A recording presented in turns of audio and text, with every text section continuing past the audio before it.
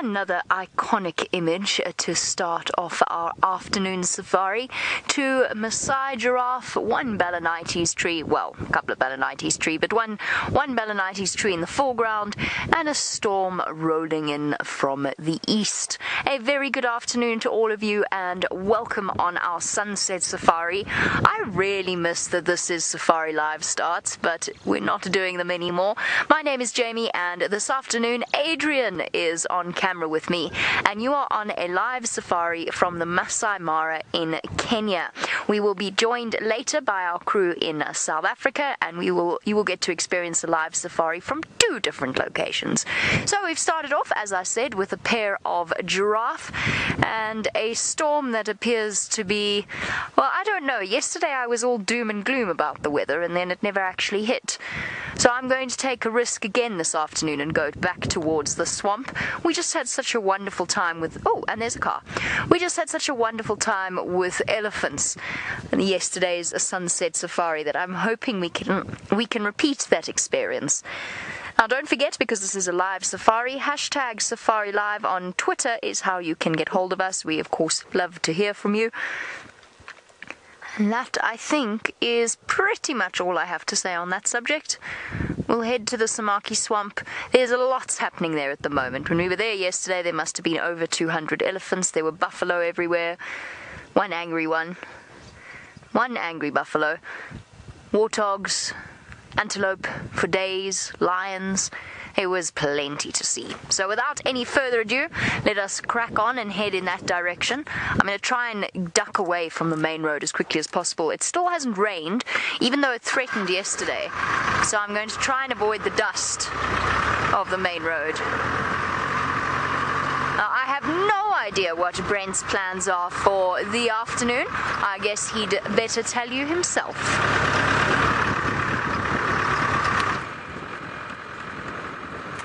Oh, hello, welcome to the Mara Triangle on a hot, windy afternoon. I'm going to, I don't know what my plan is, to be honest. I'm going to play by chance. My general plan, head down towards the river and maybe do some birding. There's some nice raptors around at the moment, and they're all cruising these winds. And the wind has been blowing for about 5 or 6 days now, and quite heavily every single day. My name is Brent Smith.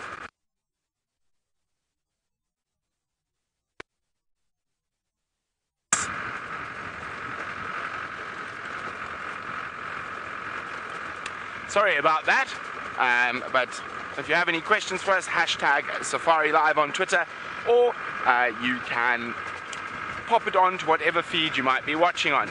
Now, as we get closer to the river, I'm hoping we might find some elephants. Aha! Are you going to land, or are you going to be evil, little raptor?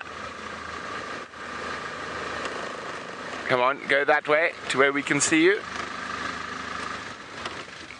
Oh, car coming, sorry.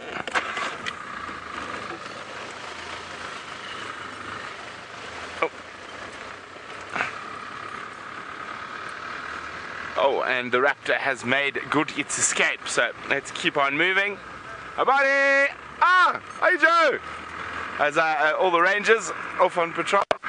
Joe, who I was waving at there, has spent many hours in the vehicle with me out at night. Nice to see Joe. I haven't seen him for a few weeks actually. And a very happy Valentine's Day to everyone out there.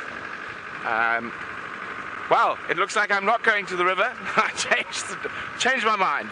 I'm going up towards the edge of the escarpment, looking for some of those raptors that are migrating back north now and south. But we're going to see a friend of mine who studies martial eagles. He saw a lot of Leveillon sparrowhawks yesterday, greater kestrels, Wahlberg's eagles, lesser spotted eagle. So, see if we can find some raptors cruising the winds close to the escarpment this afternoon. It's very, very warm, very, very windy. Okay, well, I scoot on up towards the escarpment. Let's go see how Jamie's mission towards the Samaki swamp is going.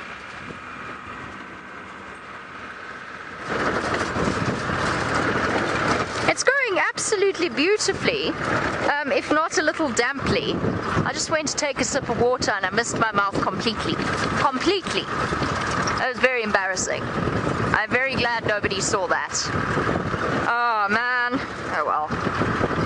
I'll just casually dribble my way through the safari, no problems there. Ah, it's howling. It's always windy here, but it's not always howling.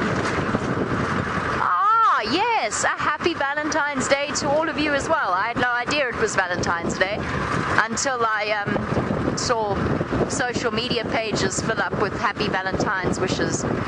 Neither did Brent. I'll say no more about it. I left him a present though. You might see it before the end of drive. It's actually a present for you. It's a message for all of you. It's not for him.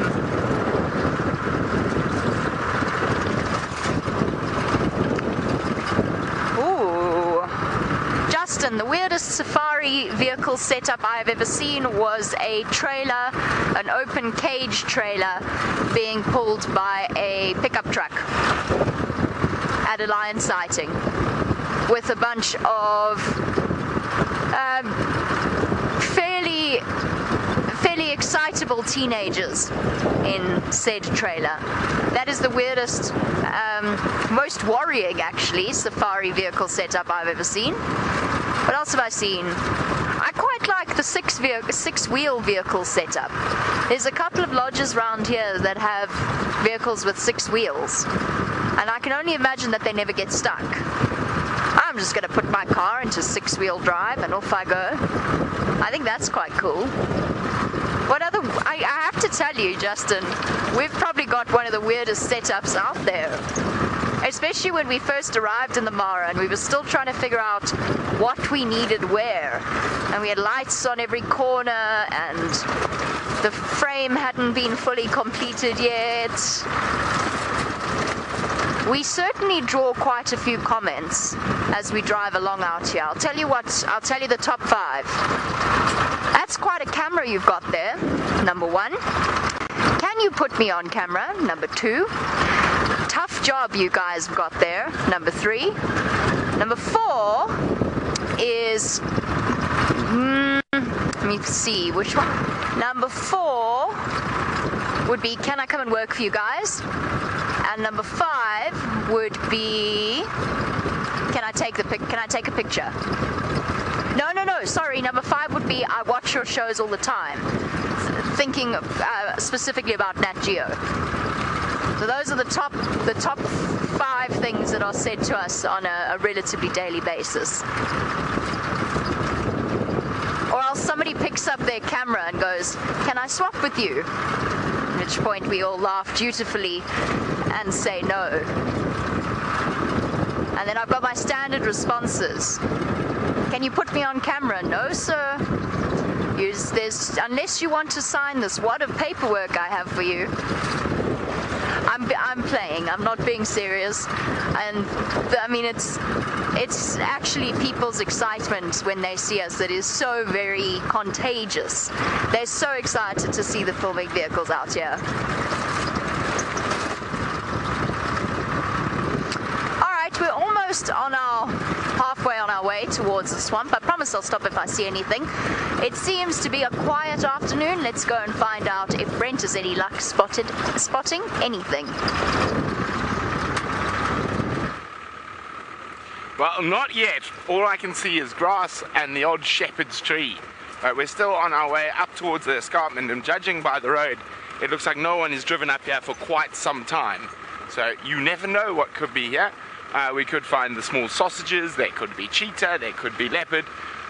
So hopefully luck is on our side this afternoon by going where no one else has been for a while.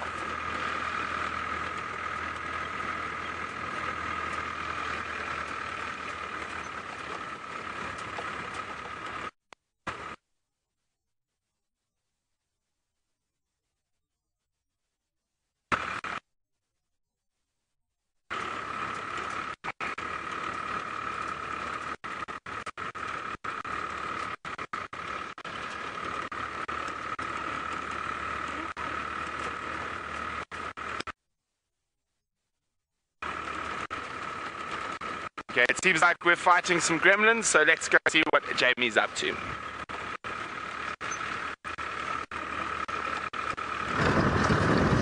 Not fighting gremlins. I am not fighting any gremlins, touch wood. I am just cruising along, fighting off the wind. Just the wind, says Adrian. Do you know how hard it is to do stuff in the wind? Because we can't bird. So while there might be a lack of mammals somewhere around us, we can't really bird either because the birds don't sit still or they're hiding away somewhere. So it makes life... We can bird. It's just that Adrian has to be ready to follow something doing this. Which of course he is. He's fully ready.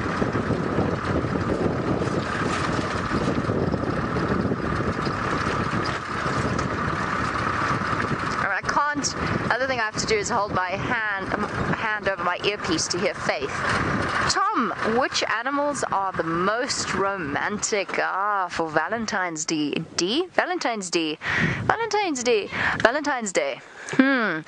It's difficult, of course, to put feelings of romance upon animals whose natural instinct is to reproduce. We, of course, as human beings, wrap that up in the neat parcel of romance, if you want to be cynical. Birds are a nice example of some of the more romantic creatures. There are certain migratory bird species that are monogamous or mate for life, and they will actually return along their migratory routes and find the same mate each and every single year. And I don't... This poor roller, it's about to blow away. And I don't know about you, but I find that pretty romantic as a thought. I'm not quite sure exactly what the biological advantage behind that is. Perhaps it's because they are guaranteed of a mating prospect when they return after migration. Lilac-breasted rollers, like most of the bird species, form monogamous pairs. Most birds, though, it's usually seasonally monogamous. I think it's somewhere around about 90-95% of bird species are monogamous in some way.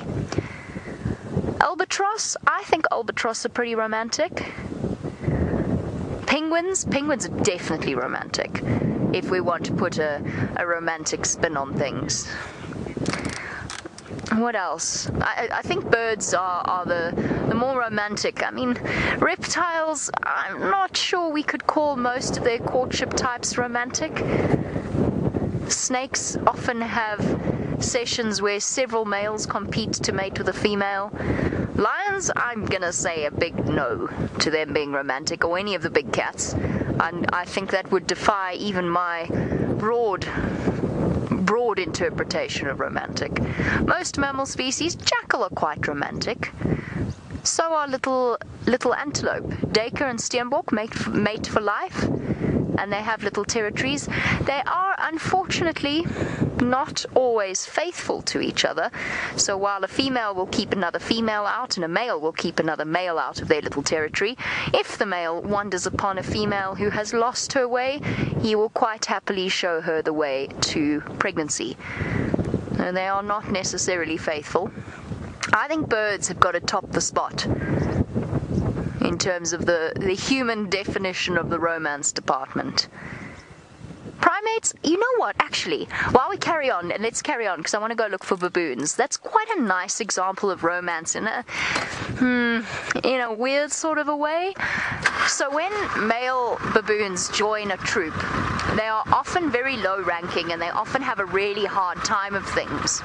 And what the females do, now females have a hierarchy that's often inherited, so the center of the baboon troop is a number of different female lines, family lines. And what a female will do is she'll actually make friends with the him. That's odd. How peculiar. It's because I said I wasn't fighting off gremlins. Apparently we are now. Sorry about that. So anyway, she makes friends with him. She helps to integrate him into the troop, and as a result, then they spend a lot of time together, and he ends up mating with her and protects her offspring. That's kind of romantic. About as romantic as it gets in the mammal world. I don't know. Let's go across to Brent with his ideas of romance and find out whether or not he agrees with my interpretation of romance in the animal kingdom.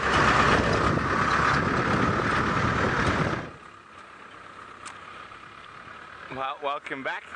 Jamie's definitely right. Birds. Oh, grasshopper into the face. Birds definitely are what if you had to use the human version of romantics or romance, the most romantic in terms of all the hoops the males have to jump through to impress the females, and also the fact that a lot of them will stay as a pair till the other dies. So yes, definitely birds.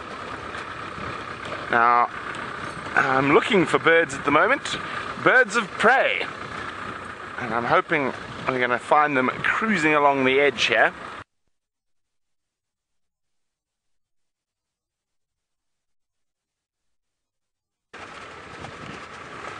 Probably heading down towards the river and where Jamie is. And just try to get a view through the long grass here. Oh, hang on.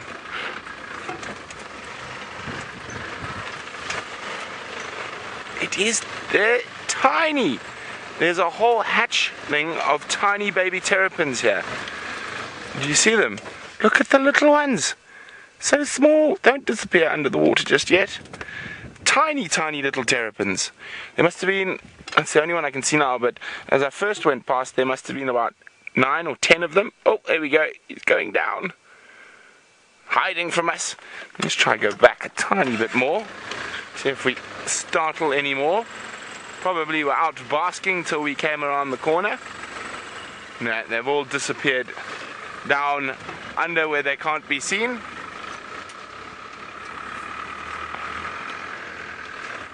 And our elephants are doing the same, disappearing.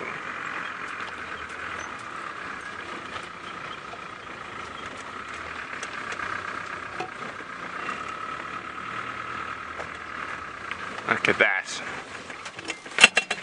Look at that. That little elephant is so small, you can barely see it in the grass.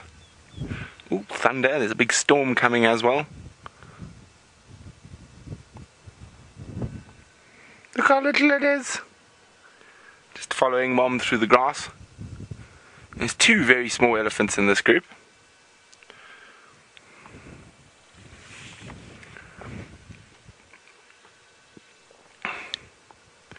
Now it looks like they're going to stop to feed around that lugger that we just saw the little terrapins in, but obviously lower down.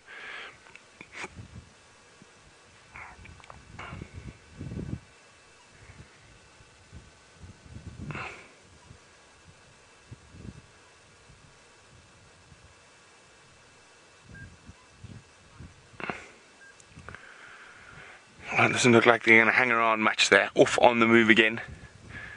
And so I think we're going to do the same.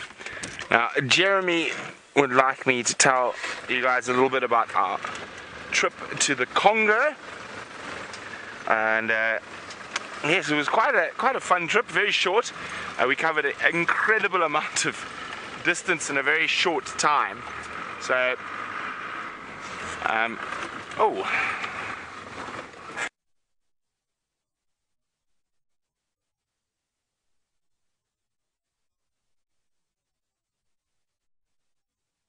That's what that's called. Now, for the birders out there, this is one for you to identify. What Franklin is that? What Franklin are we looking at for our birders? Sounds like there's a big storm. Hopefully it'll do the same as it did yesterday and just miss us.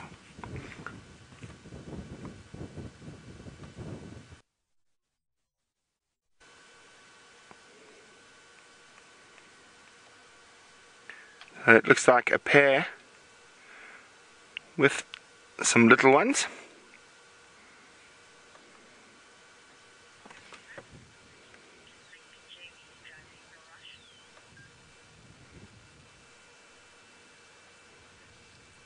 our very pretty Franklins. Remember, hashtag Safari Live if you know what Franklin that is. Well, we're going to keep moving and I'll keep chatting and answering Jeremy's question about the Congo. As I said, we covered quite a lot of distance in a very short time.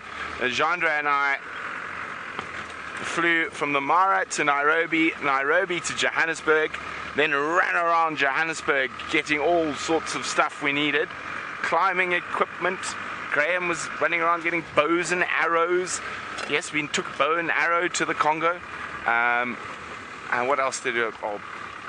Water purification, all sorts of things we had to run around and get.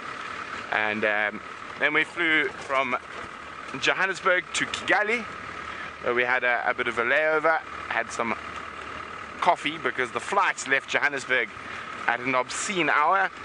We had to be at the airport about midnight, and our flight took off at 3 a.m. eventually.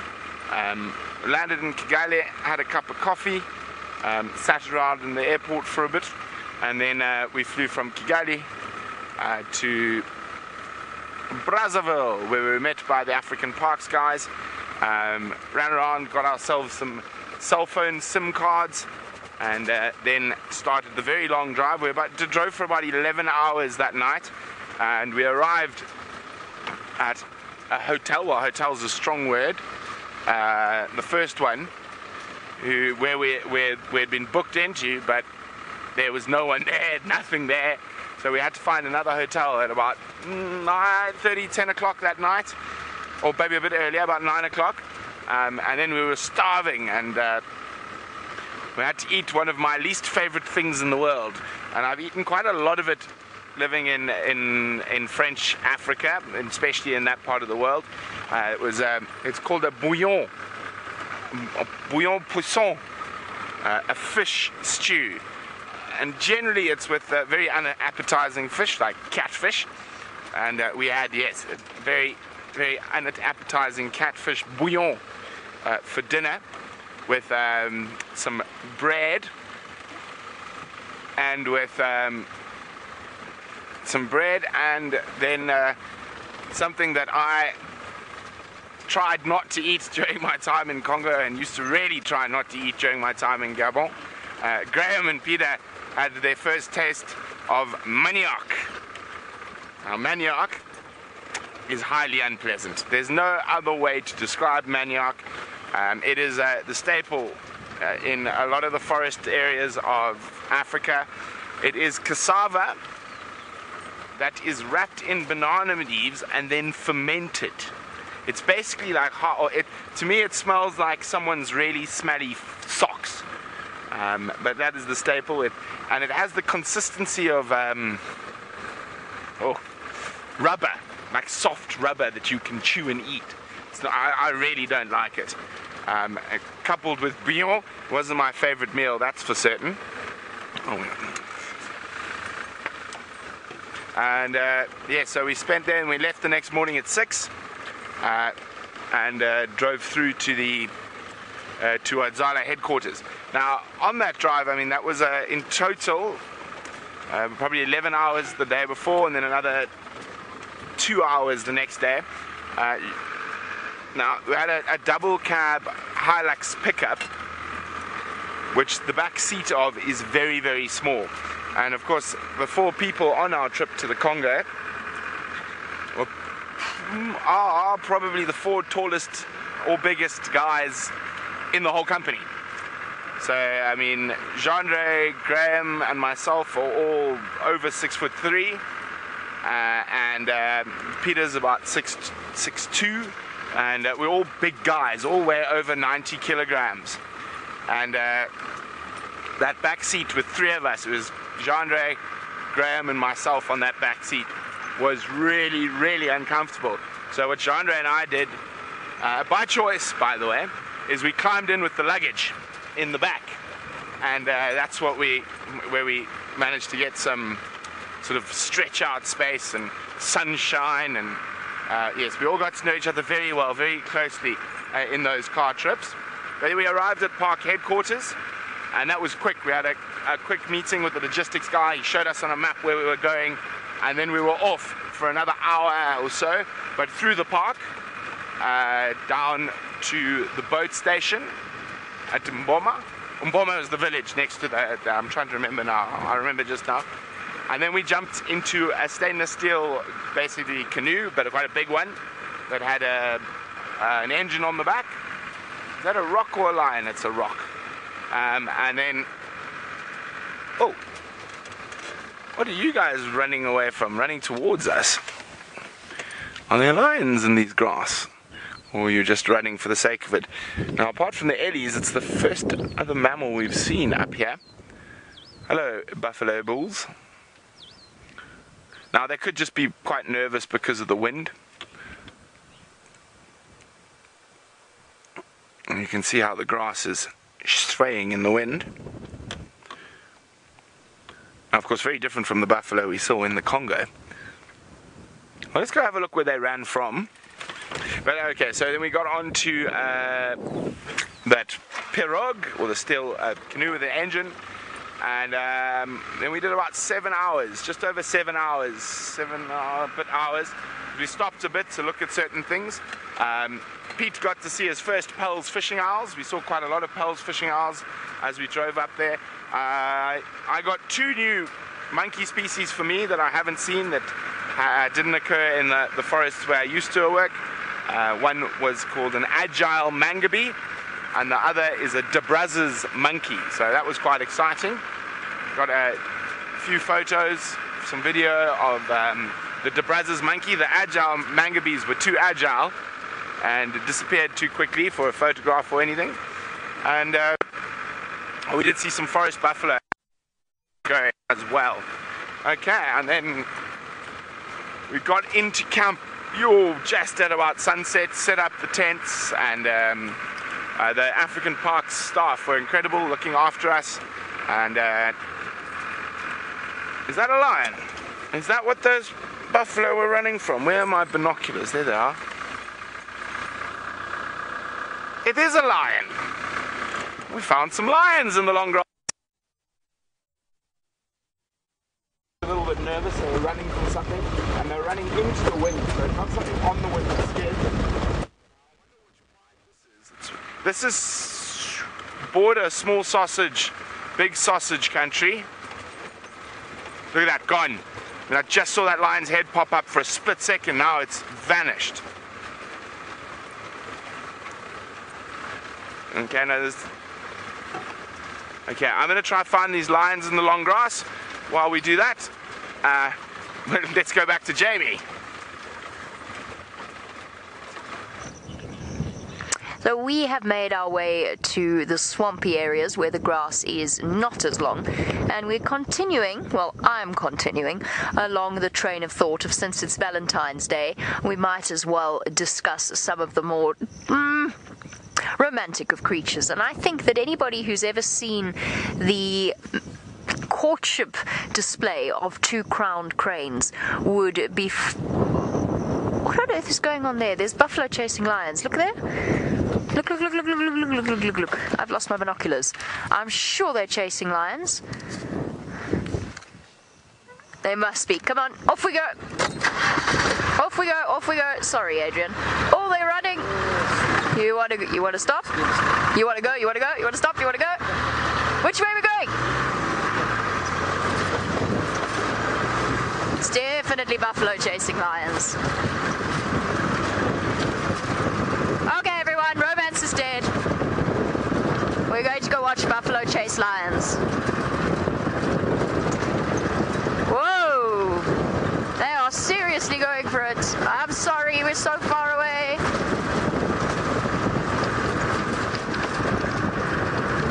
Okay, I'm going to stop because it could all be over by the time I get there. So at least let me give you an impression. Oh, it's a male lion. It's a male lion. Quick to the... no, I lost him again. He was... Yeah, did I... Oh, there he is. Well done. Ah... The so-called king of the jungle being shown what's what by a herd of buffalo. They must have just come upon him, and they are seriously unimpressed. There are 2 male lions, or was that a male and a lioness? 2 males.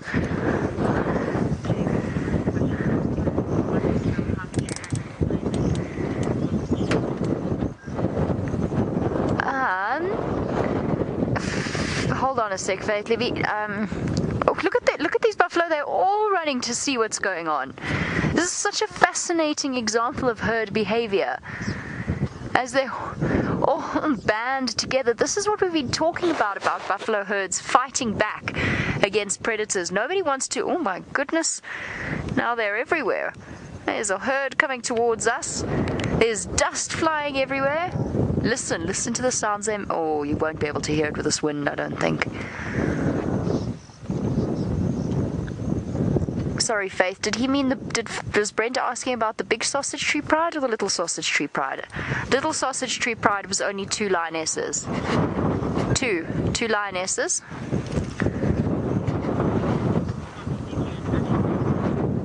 Thank you. Sure, so far I now actually can't even get to where the lion is. I can still see him, but I will not be able to get through this buffalo herd without upsetting them further. And I've been on the receiving end of angry buffalo when they have been chasing various predators. They get very upset, and we don't want to be in a situation where there's misplaced aggression. Now, if I had an escape route, I'd be more than willing to go forward in there, but I don't think it's a good idea, unfortunately. This whole herd is now very upset. Hello, buffalo. They're now panicking behind me. There are new baby buffalo everywhere in this herd.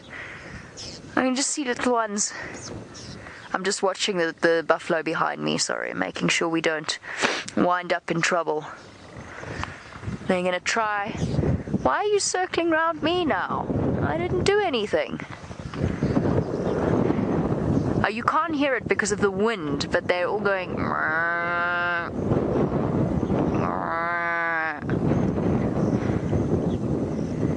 Oh, look at that little one. Look there, just to the left there.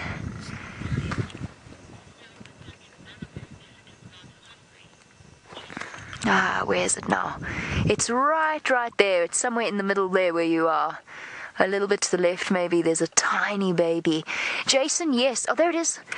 Yes, absolutely. A buffalo will attack an animal if they are not hungry. Is that brand new? I just saw it stumble and fall over. Oh, shame. I'm born into chaos and pandemonium if it is.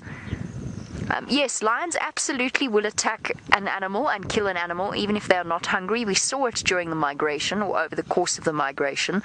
And their natural cat instincts, like all other animals, their natural cat instinct is when something runs from them, they will catch and kill it if they can.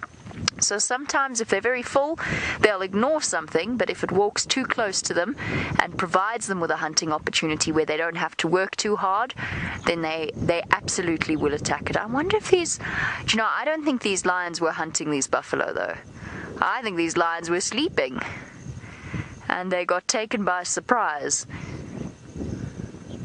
Oh, sweet. Shame, little one. I think that one, I don't know if it was wet from lying in the mud, but I don't think so. I think that one's just been born.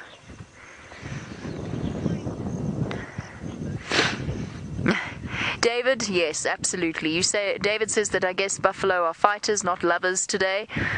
They are. Buffalo are actually one of the most exciting animals to sit and watch in a herd like this, because what can so frequently happen is they come upon a predator and they are known for turning the tables on potential predators.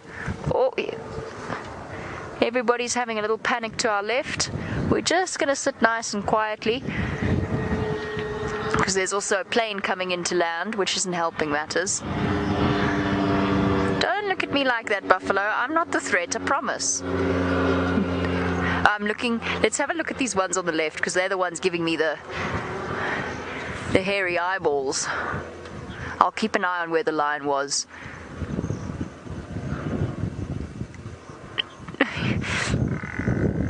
Don't look at me. It wasn't me, I promise. I had nothing to do with this. I was busy talking about romantic crowned cranes.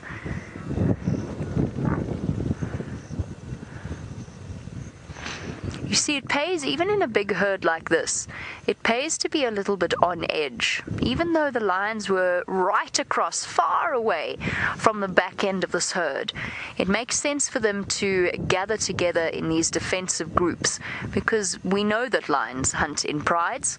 They know that lions are social hunters, and they have no idea if perhaps there might be lions on every side of them.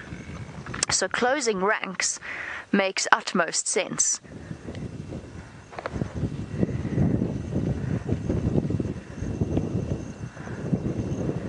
So many baby buffalo.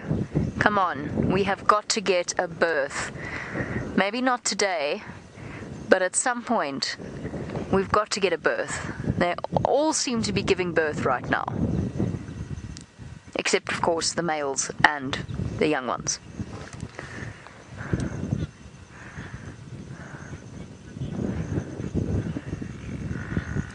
Ah, Matt, it is our favorite thing to describe buffalo as that the way that they look at us, as if we owe them money. It's a very accurate description. It's become a very, almost, could we say, hackneyed description, but it is definitely an accurate one. Buffalo stare at you like you owe them money, and they're about to break your kneecaps. There's just something about them. Okay, quick, over to Brent. Let's see what he's found. Welcome everyone. We found the lions. They are definitely hunting this buffalo. There's a lion less than 15 meters from the buffalo. She's coming around. The others are coming from the other side. The wind's perfect. So welcome to everyone. This is 100% live from the Masai Mara. We have a pride of lions hunting 2 old buffalo bulls. These lions are really hungry. The wind's really strong. Look how close she is. Let's go to this one here, the one closest. She's just behind the back of the buffalo. So close, less than 5 meters now. So just stay a little bit wide, because there's going to be pandemonium shortly. They are so close to these buffalo. This is absolutely incredible. Masai Mara lions don't often hunt buffalo. This is probably because they are so hungry, because the migration isn't here. Oh, there we go. There we go. The buffalo's seen the lion, chasing the lions. The other lions are coming in from behind. There's young males. Look at this. Isn't this absolutely incredible? There's lions coming out of the grass everywhere. There's buffalo running everywhere. Look at this. They're going to jump on its back now. Look at that. There we go. He's off. Okay. Look at this. This is absolute pandemonium. This is 100% live. This is unfolding. Sorry, I'm in the way. 100% live out here in the middle of the Masai Mara. Look at this pride putting pressure on these buffalo bulls. They're not giving up. It's unusual to see lions hunt this long. Oh, and there's a big male. We're not going to stay on him. There's a huge male lion also coming in to join. That could change this battle in favor of the pride. Look at that. They're still going. They've managed to get one away. Look at this. Isn't this absolutely amazing? Now, as I said, there's a huge male lion charging in. And for the moment, the females and the young males are going to struggle to bring down this buffalo who's in good condition. But when that big adult male lion arrives, that could change everything.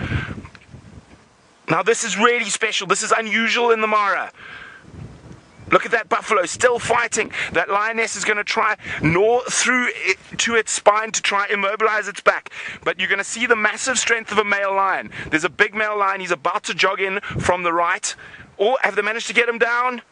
Okay. Everyone, hold on. Hold on. Now, I'm going to try and get close there, but this grass is really long. So it's quite risky. There's lots of termite mounds and holes. By the way, my name's Brent. She's on camera. This is 100% live from Kenya. Now, I don't want to fall into a hole made by an aardvark or hit a rock, but there is a road somewhere close by. There it is. Hold on. Now, this is not going to be for sensitive viewers. Lions on buffalo can be very, very traumatic. It can often take them 45 minutes or an hour to kill an adult buffalo bull like that. So, guys, just please be warned if you are sensitive, but this is nature. These lions are starving. They've been struggling while the wildebeest aren't here. So this is a really good meal for this pride that will ensure their success. Hold on, big bump coming.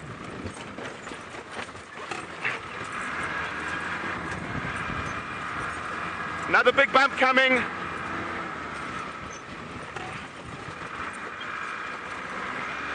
The buffalo is still up. I'm trying to get you guys into the best position without crashing the car.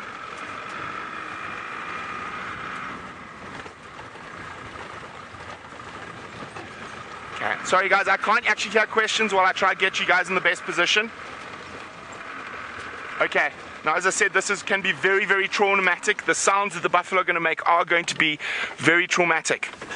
Look at that, the big male's just leapt onto it, throwing his weight into it. Now what they'll try to do on a big buffalo like this is once it's weak enough, one of the lions will try to get onto its nose, and what they'll do is they'll sink their canines through its nose. And what that actually happens is the buffalo starts bleeding and inhaling its blood, and they actually often drown buffalo like this. This is incredible.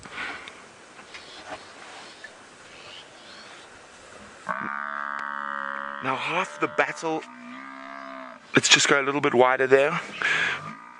Half the battle is already won. Now it is the lions are going to basically wear down this buffalo. It is a very disturbing sound. There we go. Once it's down on the ground, the buffalo will fight to the very end. Here comes the big male again. See, look at his claws. He's going around the head. He's trying to get that nose hold. Look, they're going for that nose hold. The buffalo's still standing up. Now, this is also incredibly dangerous for the lions. See, one of the lionesses has got onto the nose. The big male's going for the throat hold. Oh, see, the lioness has already been thrown off. Now, only a big male lion will be able to suffocate a buffalo by the throat hold. The other lions, the females and the young males, their jaws are not big enough. But you can see that buffalo is still fighting. There's still a chance he might escape.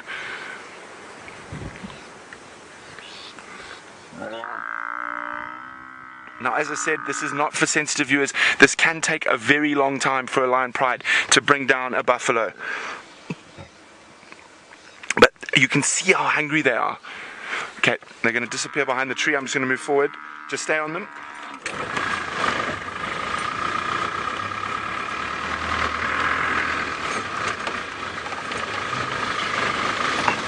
Okay, there we go. And how amazing was that? It's not often you see lions hunt and charge for that long. Erica says this is spectacular. Indeed it is, Erica. Now we've also got to be careful about where we position ourselves, because if that buffalo does get loose, he's just going to charge off in a direction. I think with the big male on the face now, it's unlikely that this buffalo is going to escape.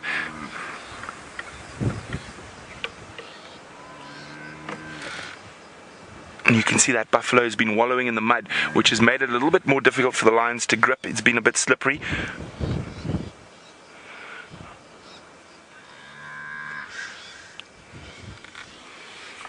Tanya is wondering, will they start eating it alive? Yes, they will, Tanya. Unfortunately, for lions, it is meat, whether it's alive or dead. There we go. You can hear that, and that's the blood that the buffalo is now starting to inhale. And as I said, this can take up to an hour, 2 hours even, for a big buffalo bull like this to actually die once the lions have got it into this position. But normally, once they manage to get him off his feet onto the ground, that whole process happens a lot quicker. Oh, there we go. He got away for a second from that male lion. Now, as I said, this is also very dangerous for the lions. If that male lets go and that buffalo manages to get a horn into him, they can throw lions 5-6 meters in the air. Oh! He's still fighting. These buffalo are incredibly powerful animals. This bull probably weighs about 800 kilograms, so over 1,600 pounds.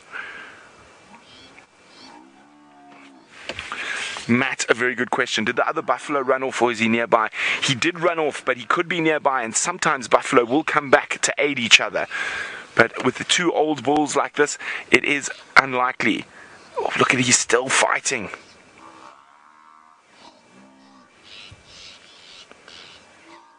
He's trying to throw that male off his head.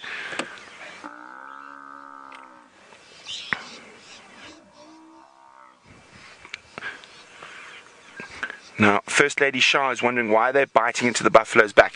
They're actually trying to get down towards its spine, and also wherever they can bite and open up a wound, it's going to increase blood loss. Oh, the male, let's go, let's just stay a bit wide. The male nearly lost his grip there. I'm just going to move again. Just stay on them while I move.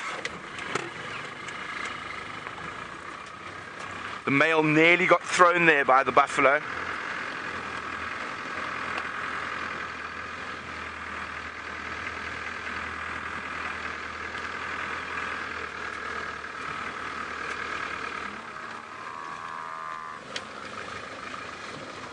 Julie is spot on. Sad for the buffalo, but a great meal for the lions. Indeed, Julie. There we go. You can see the male's got a better grip now on the nose, and you can hear that breathing. And that's as those incisors have sunk through into the nose. The buffalo will actually, as I said, start drowning on its own blood, which is a very difficult way to go. One must remember this animal's probably in so much shock at the moment.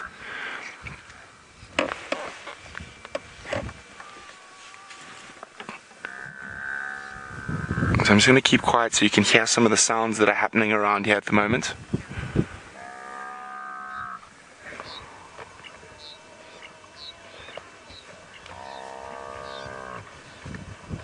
And as I say, this is not for sensitive viewers, this is quite difficult.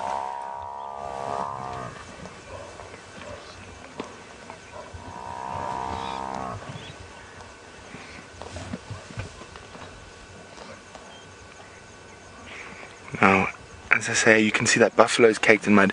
As they manage to get that buffalo off its feet, it should speed up the process. But as I said, this can go on for a very long time. There we go. They're getting him down. So that's a combination of loss of blood and also the blood going into its lungs and just fatigue setting in. Now, as I said, the buffalo will probably try stand up again. We're just going to wait in this position for a few more moments before I move around.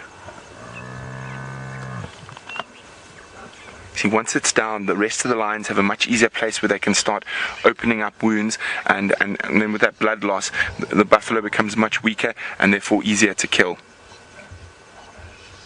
See, there we go. Even the male, he's managed to wrestle its head backwards now into the ground where it's not nearly as much of a threat.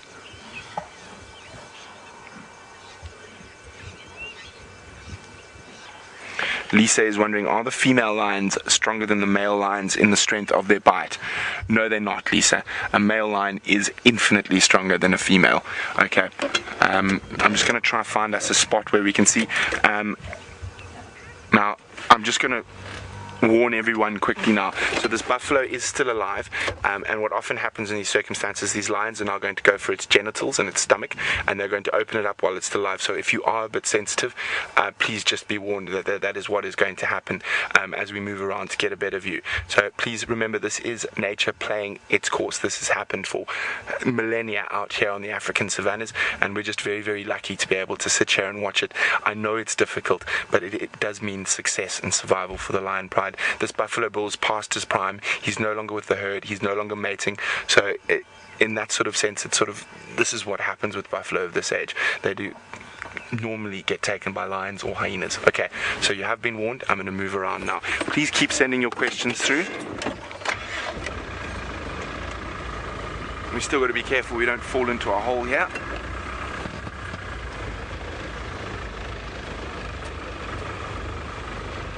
Or get stuck in the mud. Wouldn't be nice to be stuck in the mud right next to the lions.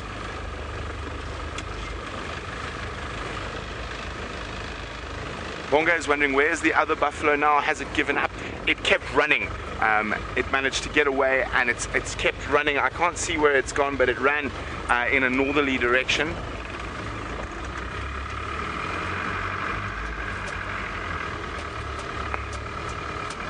Okay, so the grass is quite long, so it might spare us some red-winged francolins taking off.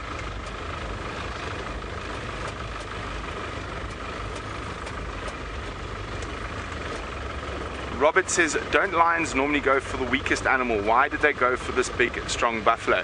Well, there's not a lot of other animals around at this time of the year in this area, and it's a huge meal that this pride will be able to eat for 2 or 3 days.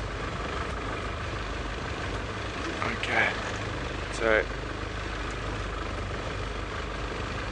Unfortunately, I think the grass is hiding some of the more gruesome bits, but there we go. You can see the lioness in the middle. She is busy opening up the stomach, and the young male at the back is busy eating the genitals. Now that is very normal, and the big male on the nose is still holding on, which means the buffalo is still alive. So fortunately, it's not making too much noise. As I say, sometimes these things can go on for hours, and it is quite disturbing to be there when there's a constant sort of lowing from the buffalo. But having a big male lion around has definitely aided this pride in being able to bring down this massive animal. The females would have succeeded. It would have taken a lot longer though, because they're not as strong, and that male at first tried a throat suffocation hold, but the buffalo's throat was obviously too big and too thick, so it managed to somehow maneuver and swap to a nose suffocation hold. And those are the two sort of best ways for lions to take down big buffalo like this.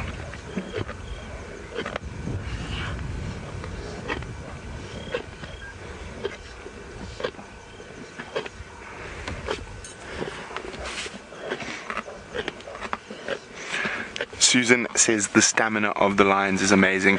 It is indeed, but you've got to have a lot of respect for the stamina of that buffalo. He fought for so long and to be able to survive. And there we go. As I said, the young male's gone through the genitalia and is now into the intestines. The big male's let go, so the buffalo is dead. So once that buffalo stops breathing, whichever lion happens to be in that position will normally let go. And so one of the other reasons why he would have tried to get the head back down like he did is it would obviously speed up the process of that buffalo drowning on its own blood and then suffocating. Wowee, that was exciting. Heartbreaking at the same time.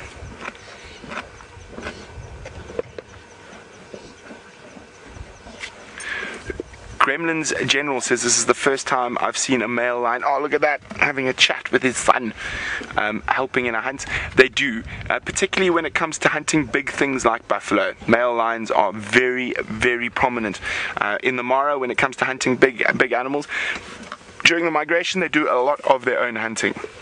And so he's quite tired now, so he'll probably rest a bit before he starts feeding. Now, what could be quite entertaining in this area, but not quite yet, a bit later, because those buffaloes' distress calls would have carried far and wide, and there are a substantial amount of hyenas in this area, so it'll be interesting to see how long it takes for the hyenas to arrive.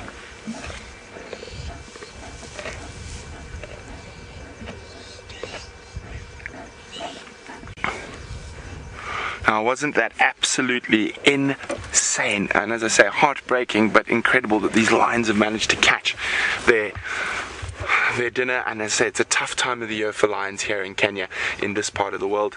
So very, very exciting that they managed to catch such a lovely big meal for themselves. A bit sad for the buffalo.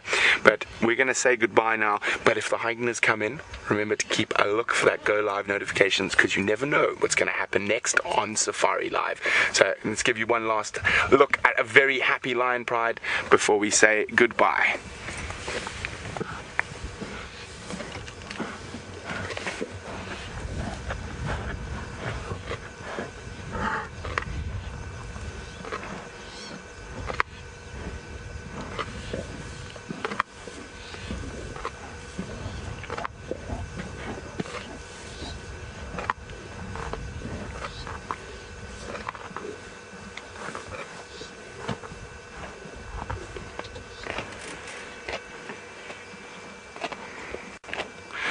Wowee, everyone, wasn't that exciting?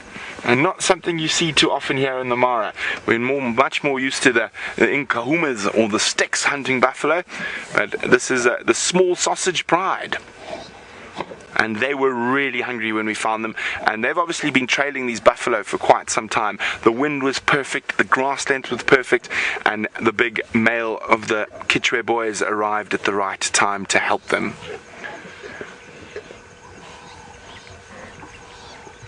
Well, I'm going to take a break, have a drink of water, let my nerves subside. While we do that, let's send you back to Jamie, who's got a buffalo that's heart is still beating.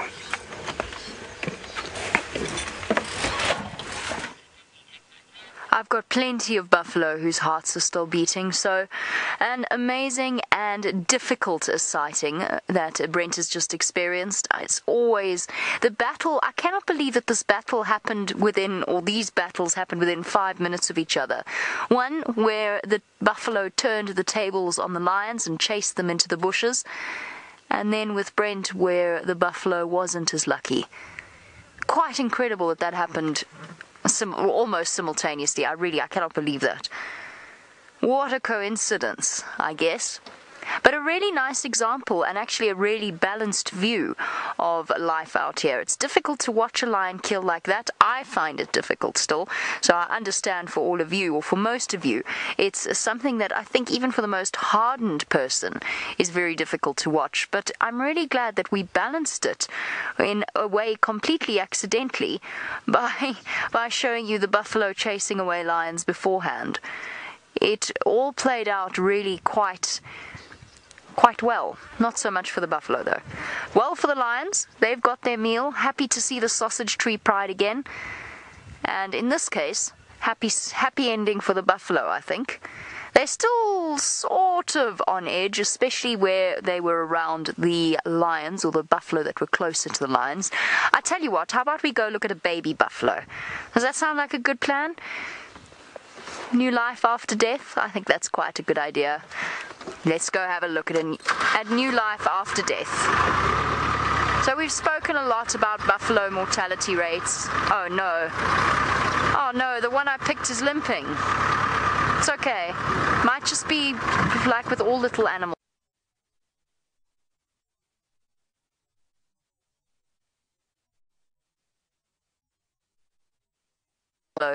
There we go.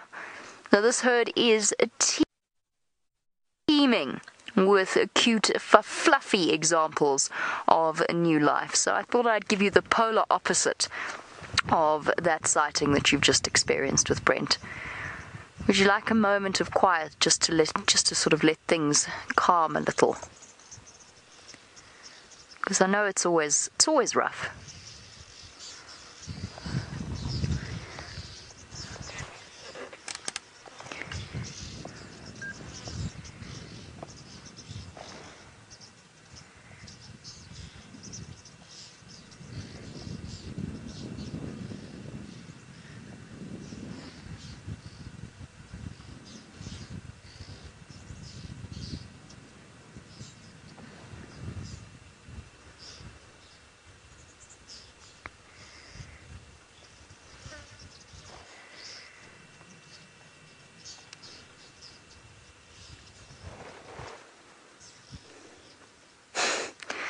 The buffalo off to my right are still going to investigate where those lions have gone.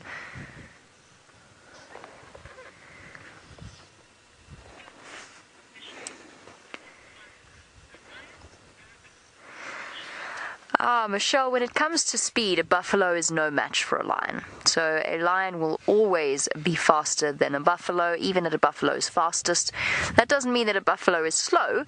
They can run faster than a human being can, but unfortunately they're no match for the speed of the lions. They are, however, that much bigger and that much stronger.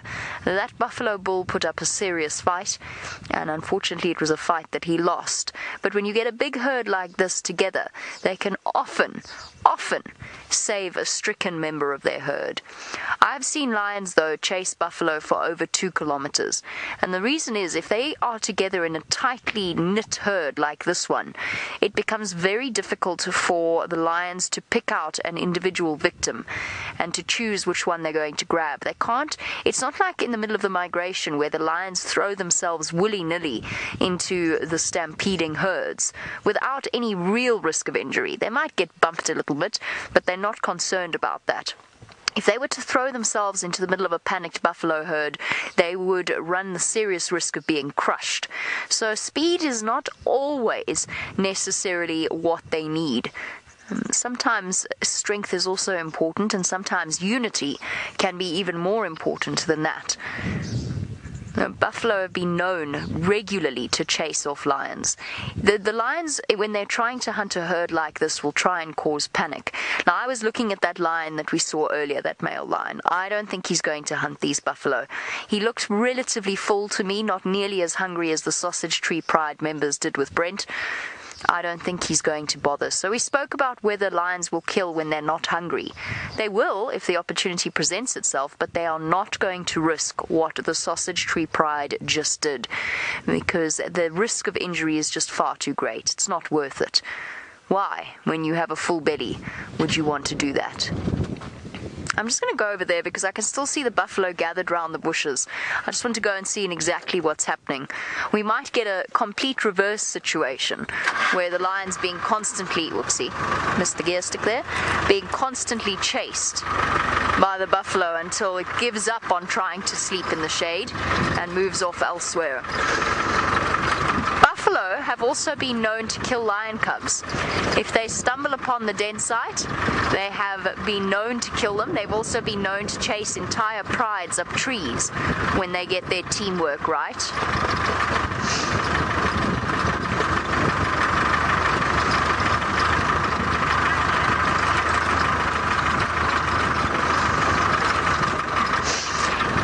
I just want to be very careful as we move through this buffalo herd, because they've had a little bit of a fright. Now, Gary, yes, well, we don't know exactly what it is that the animal's feeling before they die, but yes, I believe that the animals go into shock. I think that the sheer terror, the adrenaline, the body responding to that amount of pain, I think eventually it shuts everything down, and they do go into shock, and they don't experience it as vividly as it looks. It's still hard to watch. We don't, of course, know with absolute certainty that that's the case, but usually when you speak to... Oh, there's buffalo everywhere. Poof. Make me sneeze, guys. Dusty. Usually when you speak to vets and experts, they will be the ones to tell you that they think that the buffalo is in shock and it's not suffering. It's okay. It's alright, guys. It's okay. I'm not a lion, I promise. I've given you an hour to settle down. Not quite. I've given you half an hour to settle down.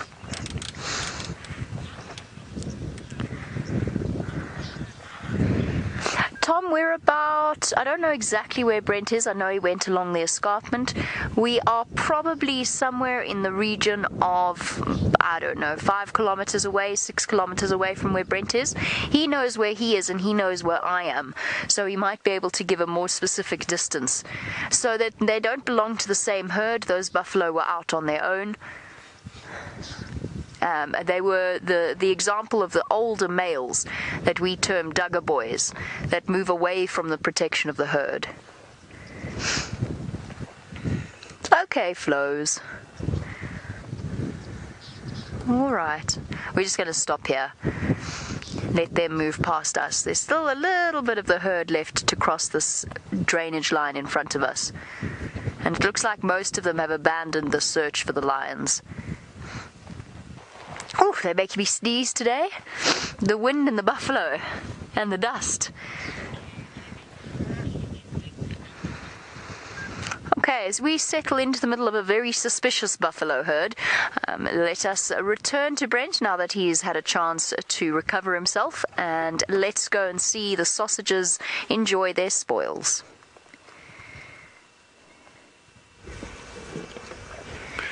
There we go, they are indeed enjoying their spoils.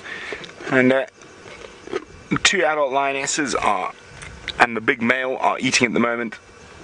The 2 little boys and another female are just sort of relaxing.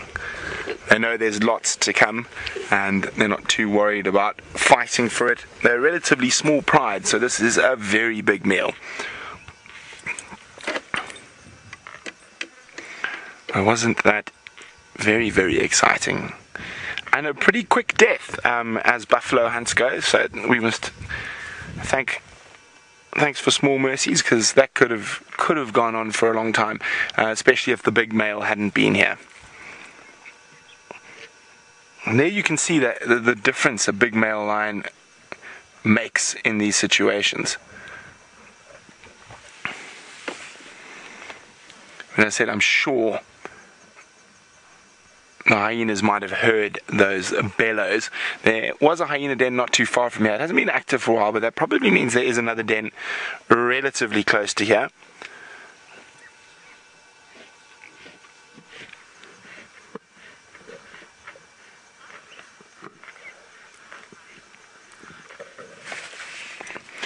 Tommy is wondering, are the sausages braver than other prides that only hunt warthogs? Tommy, I think what has happened here is that it's been desperate for them. They were really hungry when we found them moving towards those buffalo, and I think a whole bunch of factors came into play. Now, we thought we might get a big storm, and that was just above us, so the wind was howling, and it got quite a lot cooler, and now that storm has blown past us, and it's a lot warmer. The wind isn't as strong, so it might not have made it as easy for the lions to get that close to the buffalo initially and spook them. The buffalo might have picked them up from a bit of a further distance, and that would have changed the scenario. I wouldn't say they're braver, I just think they were more hungry, and more hungry will make lions do whatever they need to do to survive. The fact that also there was an adult male that we didn't know was there, that was present, that could have also definitely sort of made them more willing to hunt something this big. Now, of course, and quite a few people are wondering, do they have any small cubs? No. Currently this pride has those 2 young males and a young lioness. That is it. Oh my goodness. Wait, let me just move forward there quickly, Archie. I thought I saw that earlier, and that looks like that one lioness got a nasty whack from that buffalo's horn. Okay, so the one right at the back, look at that. That's fresh. That's just happened. Under her neck, the one that's growling, the one that's swatting.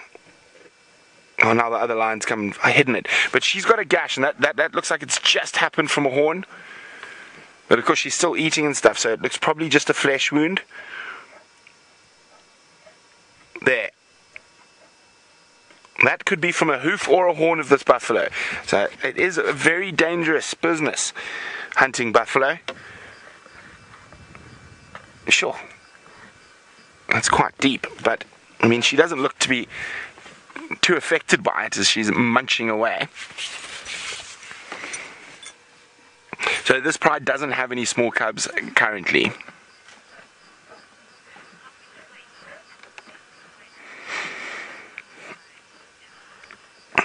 Ruth is wondering how many hyenas would it take to fight off a pride of this size.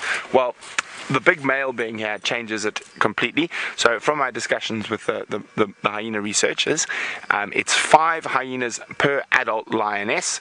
So we've got 2 adults, so that's 10. Plus another 7 to 8 hyenas for the male, that's 18. Those young boys are big enough now to give hyenas a bit of a go, so probably give them 3 hyenas per young male. So we're looking at, I'd say, at least 20 plus hyenas. Let me just move forward again a little bit for there. That wound is definitely fresh. There you go. You should be able to get a glimpse through there now as she's feeding. So I think that looks like a horn wound to me. And we couldn't really see what was happening in the grass a lot.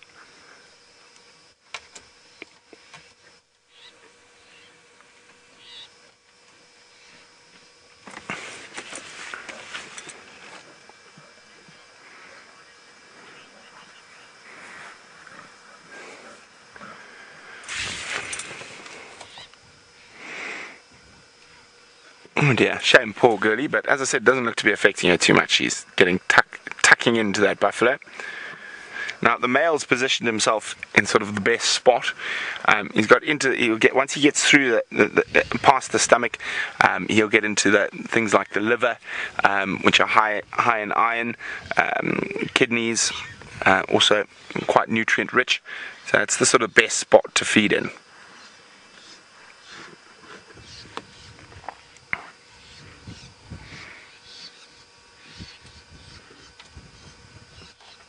And you see the sun's out now, getting quite warm quite quickly. So what you'll find is the lions are going to gorge themselves now and then probably find a shady spot to have a snooze in.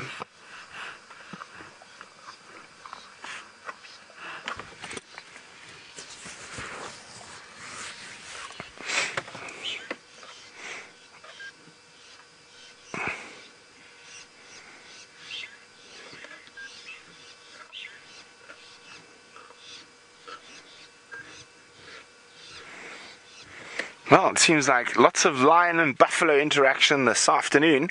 I wonder what wonders Jamie's going to find next.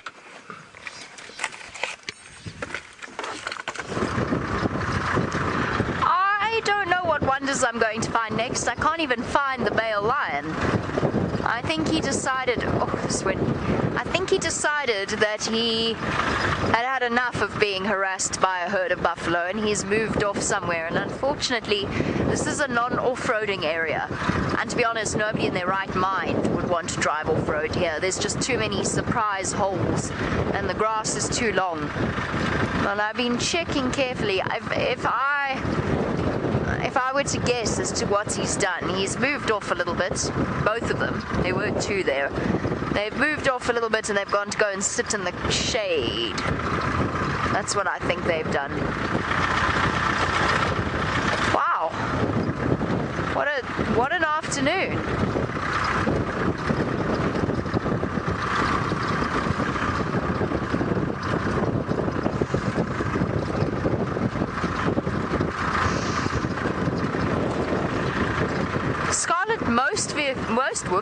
Most animals will use the vehicle or try to use the vehicle as a shield when they're being hunted. It's one of the big reasons why we are exceptionally cautious when we are moving about. I can barely speak. The wind keeps blowing my words out of my mouth. It's why we're exceptionally cautious when we are around or in a position where a large animal is being hunted. So we've had hyenas try to climb underneath the car before to get away from other hyenas and from wild dogs. I've had lions use me and sort of play ring around the rosy with me, with a female that didn't want to mate with the male. She actually just wanted to go back and rejoin her pride. It was Amber Eyes of the Nkuhumas. And what else have we had? Oh, I've actually spoken a few times as we get a bit closer to the giraffe. I've spoken a few times about the fact that most giraffe human injuries, giraffe causing injuries to humans, is when they've fallen on vehicles. When safari vehicles have got overly eager during a giraffe hunt and they've found themselves too close. It does happen. So yes, the animals will use us just like they would use a termite mound or a tree to try and get away from predators. And it's our job to make sure that that doesn't happen. To make sure that we are not somewhere where they could use us, or we're not somewhere where we could actually fall foul of their hyped up nerves and aggression. That's why I went so carefully through that buffalo herd earlier. After they chased the lions, I know that they're going to be in a little bit of a mood. So we had to go, we waited for quite a long time for them to relax, and then we went very, very slowly and very cautiously. Malaika does the same thing in reverse. Malaika tries to use vehicles to act as a termite mound so she can see further, or she can hide. Again, that's something that we don't let her do. We've never let her climb onto the vehicle. I confess, I nearly had one of her boys climb onto my vehicle. Whew. Mary, I always find that I have relatively mixed emotions when I watch a hunt. So Mary's wondering, how do I feel when I watch a hunt? I don't enjoy the suffering of the animal that's being hunted. I find particularly that lion and buffalo bull hunts are quite difficult to watch. I don't, however, it doesn't make me sad. I don't enjoy the suffering. I don't. I can understand how it would make someone sad, but it doesn't make me sad. I can see it as what it is, and I've been fortunate enough to be living out here for a long time, and I've seen a lot of sad things, like baby elephants dying where they shouldn't, and rhino being killed where they shouldn't be. That a death like that, it isn't in vain. It isn't a wasted death. The lions have got to eat. They can't pop down to the shops and buy themselves some pre-packaged steaks. So it doesn't make me sad. But I don't necessarily enjoy the no, not necessarily. I don't at all enjoy the moments when that animal has been caught and it's over. But at the same time, it's really struggling and it's suffering and it's still fighting to stay alive. And I'm sure it's frightened. I know it's in shock, but I'm sure it's frightened. So I don't enjoy that aspect of it. I do enjoy watching predators as they go through the motion of stalking something and chasing something. And the reason that I enjoy that is not the prospect of an imminent death, because most of the time it doesn't result in a death. The majority of the time, the hunters fail. I enjoy watching the beauty of the design of the predators, the strength of the lions as they hold their bodies low to the ground, the speed of the cheetah, the teamwork, the almost liquid nature of wild dogs. I do enjoy that aspect of it because it reminds me of just how lucky I am to be out here and experience those things. And I enjoy seeing the power of the animals. It reminds me constantly not to take these peaceful moments for granted as well. That's about as concise an answer as I can give you. And I think that most of us feel those sorts of emotions. I mean, I can't speak for everybody else, but I think that's the way that we experience it. I'm going to sit patiently here with these giraffe, I think, and spend a bit more time with them since they are so lovely.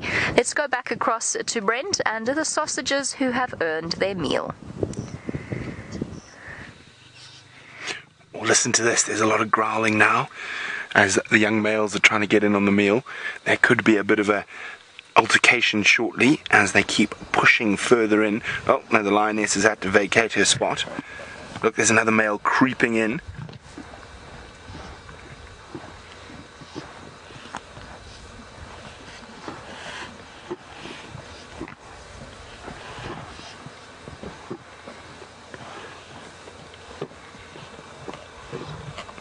Oh, I love those sounds. There's something completely primal about those sounds.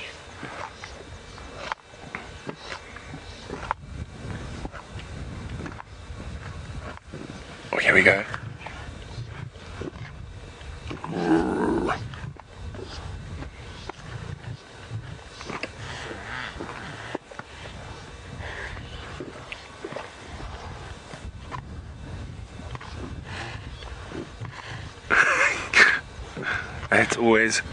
It's always a bit messy at dinner time for the lions as they all try sort of get their best eating spot. Oh, there we go, a little altercation there.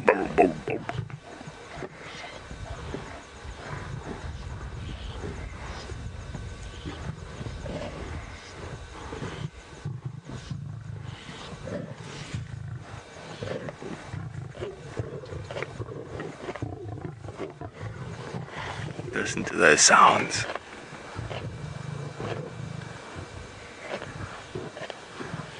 Now, even the sounds of lions growling and fighting for a bit over the kill could bring in hyenas.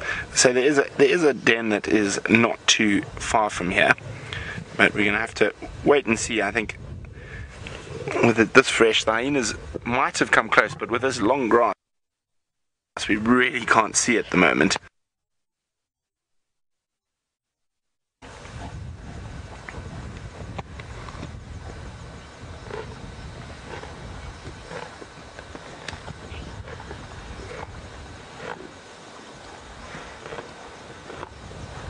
Now, Debbie in Arizona is wondering, do I ever get used to watching a kill like that? Oh look, let's quickly look at this lioness with the wound. It's not as bad as I initially thought. She's off to the left there. Debbie, I will get to your question in a second. It looks like just a flesh wound really, so not too bad. And as I say, it doesn't seem to be hampering at all. She's going to lie down in the meagre bit of shade offered by the smallest of small shepherd's trees.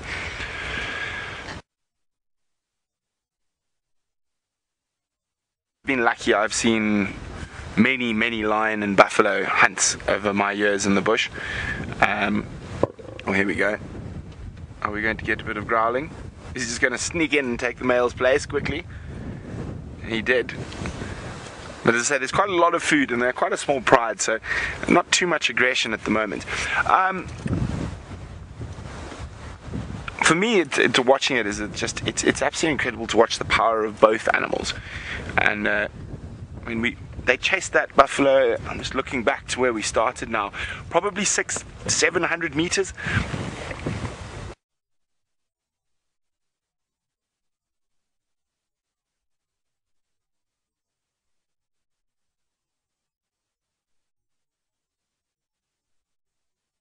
Do we get used to it? I suppose to a degree we do.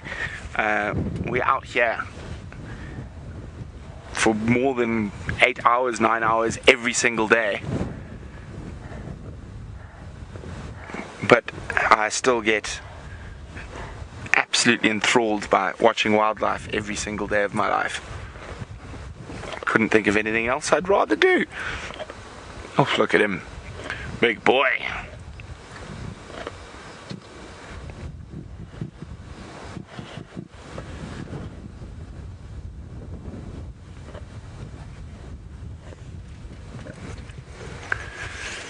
Crazy is wondering, is it the youngest lioness that has the wound? It's difficult to tell, but it does look to be.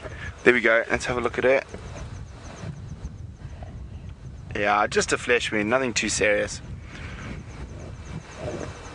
It often looks a lot worse than it is, especially because it's fresh.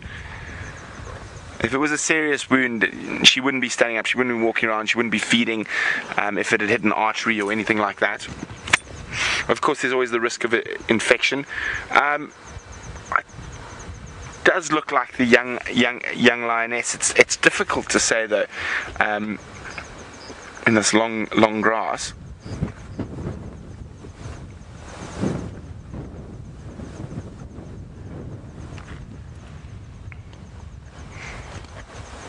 You can see they've managed to open up the thick skin around the stomach now. Just trying to open it wide enough that they can sort of get through to the liver and kidneys and things like that.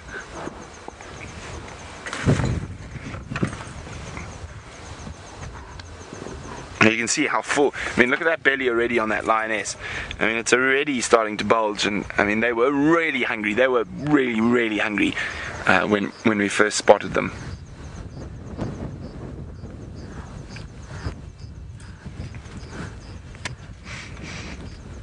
And they were on a proper mission towards those buffalo.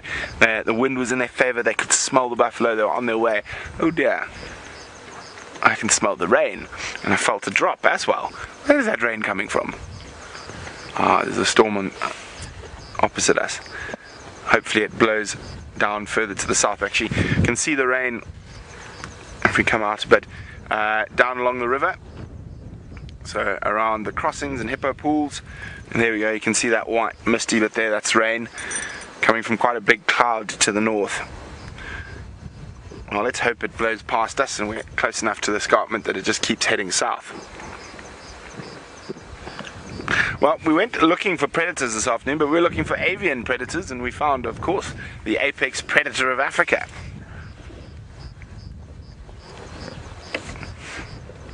But while we sit with the lions while they devour this buffalo and wait to see if the hyenas come in, let's go back to Jamie, who's got the tallest mammal in the world. I've got lots of the tallest mammals. In fact, there must be, both in front of me and then including the ones behind me, probably somewhere in the region of about 30 Maasai giraffe. And what's really cool is that they've decided they're quite fascinated by us. and they keep walking towards us to come and have a look.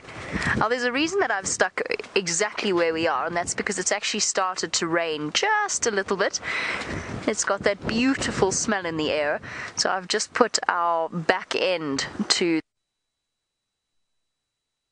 a very small cloudburst, I think. Says Jamie, the greatest weather predictor in the world. We all know how well that goes. But I think we're okay. So I'm just going to settle here and I'm going to wait it out. I don't think we need to put the flaps down. What do you think, Giraffe? Hello. Getting more and more curious. This is very, very cool. You can actually, I've only ever accomplished it twice, once on horseback and once on foot. You can actually get them to walk right up to you.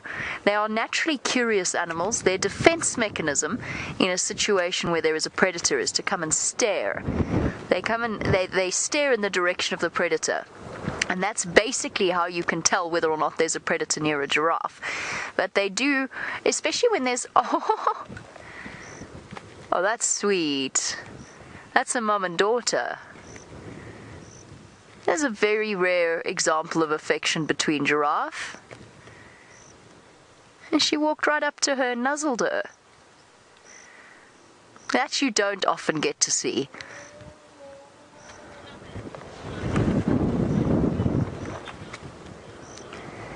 Tanya says that she loves the giraffe's curiosity.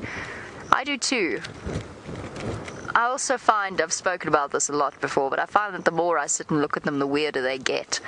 But it's really nice to see affection between, you do when the giraffe calf is younger, you'll often get very sweet and quite tender moments between them.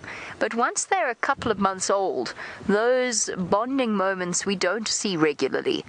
So to see something like this, I mean, she's come up to, you can almost imagine her saying, what you looking at, Mum? I'm sure that the female is slightly curious because the side of our, or the back flap of our vehicle, of our covers, is down and it's flapping a little bit. And I think that's what's attracted her attention, because we're not shaped, we were talking about odd safari vehicle shapes, we're not shaped like most of the safari vehicles that they are used to. We're a little bit different. Not scared, just curious. Ever tried to enter into a staring competition with a giraffe? What do you think, Adrian? Do you think you could beat her? Definitely. I'm not so sure. Oh, you won. Hi, little girl.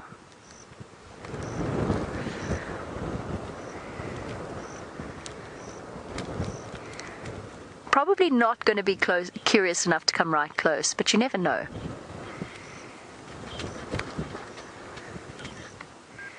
Hi. Sinak, you want to know if giraffe ever gets struck by lightning, seeing as they're so tall? They do. It's quite sad. I actually once was involved with the relocation of a couple of female giraffe to a reserve where the entire, it was a small reserve, the entire population had fallen victim to a lightning strike. They'd all been standing together, and unfortunately they did actually get struck by lightning. That is not unique to giraffe. It doesn't only happen to giraffe. It does also happen to the other animals as well. I think there was that duiker that had been struck by lightning on Djuma. It happens to elephants. It happens to a lot of different animals out here. So it's not just the giraffe, but they do get struck by lightning. I wouldn't say regularly, but it does happen. Lightning out in the Mara, most of the time, touch wood, is pretty much sheet lightning.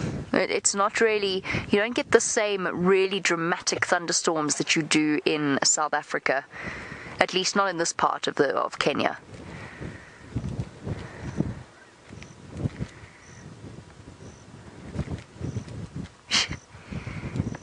Sometimes they just stand and stare into space. Must be nice. So we are going to be joined by some new viewers as well as a couple of schools this afternoon. So I'm going to send you across to Brent so that he can greet them.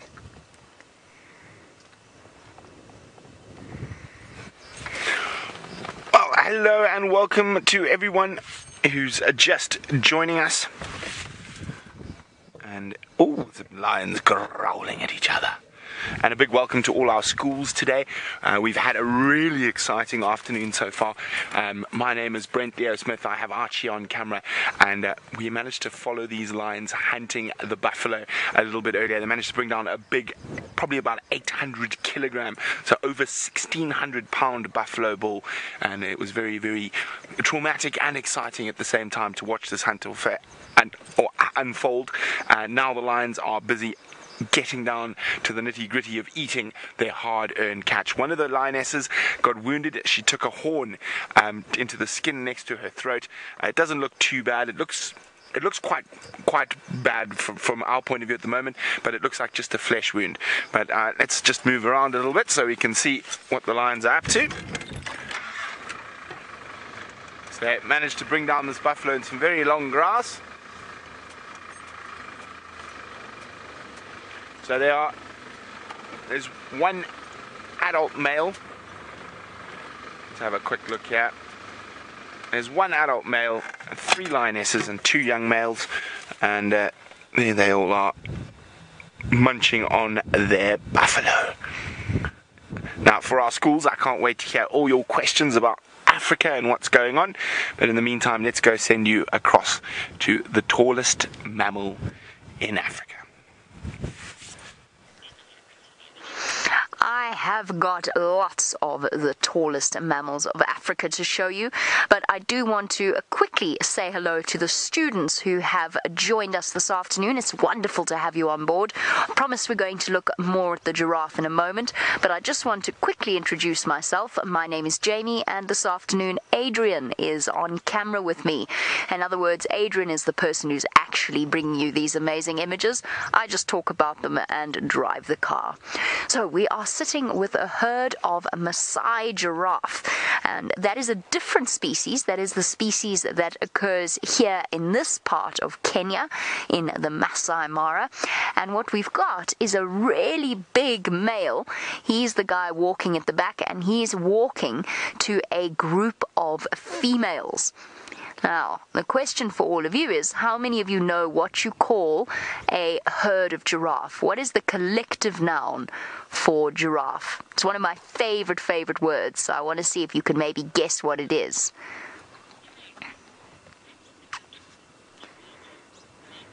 Now, Blake, you want to know what is the tallest giraffe. Now, of course, all giraffe are very, very tall. They can reach up to, well, they're on average around about 5 meters. But the Maasai giraffe is actually the tallest species of giraffe and the biggest of all of them. The record-breaking giraffe was a giraffe called George. And George was from Kenya, and George was 20 feet high. Now, what I want you to do, once we're finished with the safari, is I want you to measure out on the floor 20 feet and work out exactly how big that is. So mark off where George's feet would have been, and mark off where the top of George's head would have been, and then you've all got to lie down and see how many of you it takes to reach all the way up to 20 feet. So that's over 6 meters. That is absolutely massive. But George was a Maasai giraffe just like these ones. And of course, he would have been a giraffe that everybody knew the height of because he actually lived in a zoo. Whereas we don't really go up to these giraffe and measure them. So we don't know if there's an even taller giraffe somewhere out here in the wild. Now, that male at the back, he will be much taller than the females. Now, Elizabeth, when you look at a giraffe, you think that a giraffe might actually be quite a slow animal. And that's actually, when you see them run, they look like they're moving really slowly. But they're not, because their legs are so long that they can run up to 60 kilometers an hour. So that's, to give you an idea of how fast that is, that's probably about as fast as your parents are driving, not on the motorway or on a highway, but are driving on sort of some of the streets, the bigger streets around where you live. So 60 kilometers an hour, that is, let's say you're really fast. Maybe you are the fastest in your class. If you ran at your absolute fastest, you'd still have to run, I would say, 3 times faster than that to be as fast as a giraffe. And a giraffe is not like a horse. It can't trot. It either walks or it runs. That's all it can do. It can either walk or run. And their legs are so long that they cover ground very, very quickly.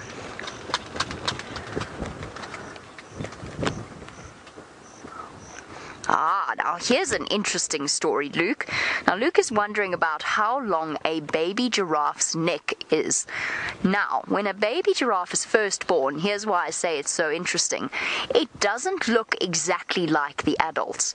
And that's because it needs to have, remember how we said they run fast? Its legs need to be long enough that it can keep up with its mother and run away from predators, but it still needs to be able to drink milk from its mother.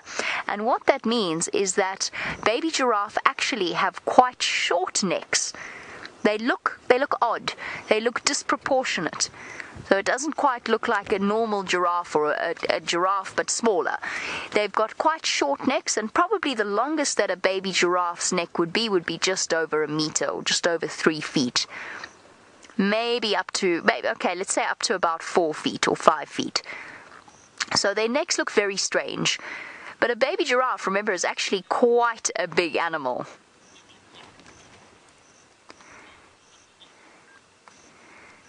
Okay, so we have enjoyed this peaceful scene with these giraffe. I'm going to go and search for other animals to show you. So while I go off in search of other animals, let's go back across to Brent so that you can spend some more time with the lions. Look at that. There's a big, beautiful male lion in his prime, probably around 7 years old. 6 or 7 years old. You know, he might cause a bit of a fight if he wants to get in there. He might chase the smaller lions, male lions, and the female lions out of the way because he is so much bigger and so much stronger than them. Or he might be in a good mood today. We're going to find out shortly. Or we can hear a bit of growling starting.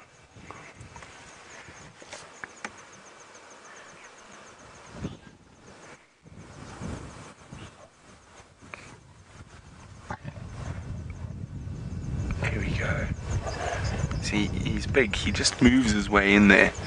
And the others will normally move out of his way, and if they don't, he'll swat them.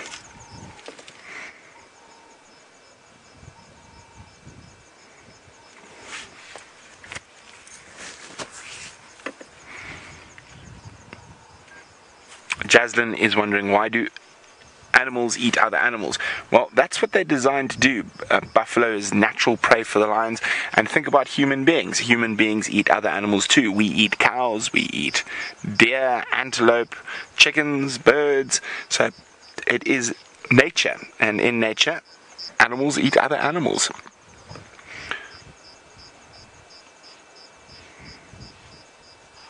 Now, if the lions didn't eat this buffalo, they wouldn't survive. Daphne would like to know, how much meat can a male lion eat? Well, in a single sitting, a male lion can eat up to about 15 kilograms, 12 to 15 kilograms, so over 30 pounds. And then what happens is he'll go lie with his big fat tummy somewhere and he'll sleep. And they've got a very fast digestive system, so they become hungry again quite quickly. So once he's finished eating for a bit, he'll lie down for an hour or two and then he'll start eating again.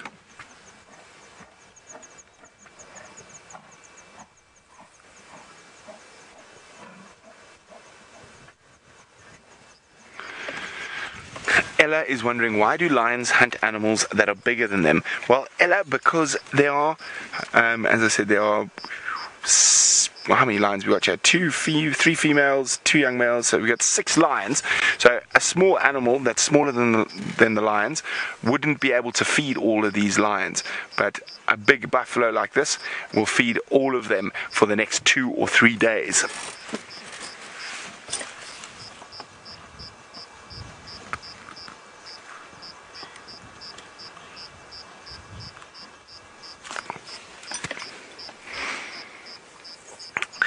Chloe is wondering how long are a lion's teeth. Well, a big incisor will be probably 2 inches, 2.5 inches on outside of the gum. So they can be up to so probably around 2 inches on average. And that's only the big, canine teeth, not the incisors. The incisors are quite a lot smaller.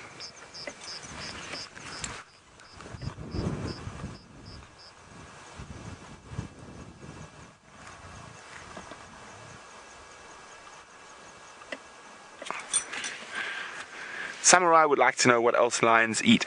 All sorts. They'll eat giraffe, zebra, wildebeest, buffalo, impala, warthog, hippo. What else am I forgetting? Topi, hartebeest. I think I know. Whatever they can catch, they'll eat. Even sometimes if it's quite small, there'll be a big fight over it. But whatever meat is available, they will eat as quickly as possible. And quite often when it's something small, they'll eat much faster because they don't want to share with the other lions. Oh, they've cut the big male out again. He's trying to step in.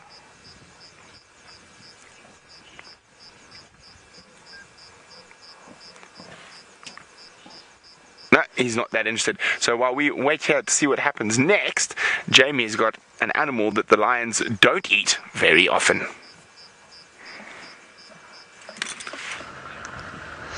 Oh, it's a little bit big for the lions to try and hunt elephants. They can, but it's unusual for them to try and do that because it's be very, very dangerous for them. You might think that a baby elephant, like the little one that's wandering around there, you might think that perhaps that would be a good size snack for a lion, but it's absolutely not, because it has a whole load of 5-6 ton protectors. So what I mean by that is that the female elephants, probably one of them would weigh about 4 times the size of this car, 4 times the weight of this car. They are more than capable of protecting their little ones. Now, I love elephants, and I think that most of you have joined us on safari before. Now, you know how much I love spending time with elephants, and there's a lot of different reasons for that. One is that they are always, look at this one on the right here, little one. They are always doing something entertaining, like this one that is trying to kneel down in the grass. Was. And they are also very, very intelligent animals. Now, Anajar, looking at a big elephant like these ones, you want to know how much do they eat. Anajar, a big adult elephant, could eat around about between 200 and 300 kilograms of food in one day. So that is around about 500 to 600 odd pounds of food.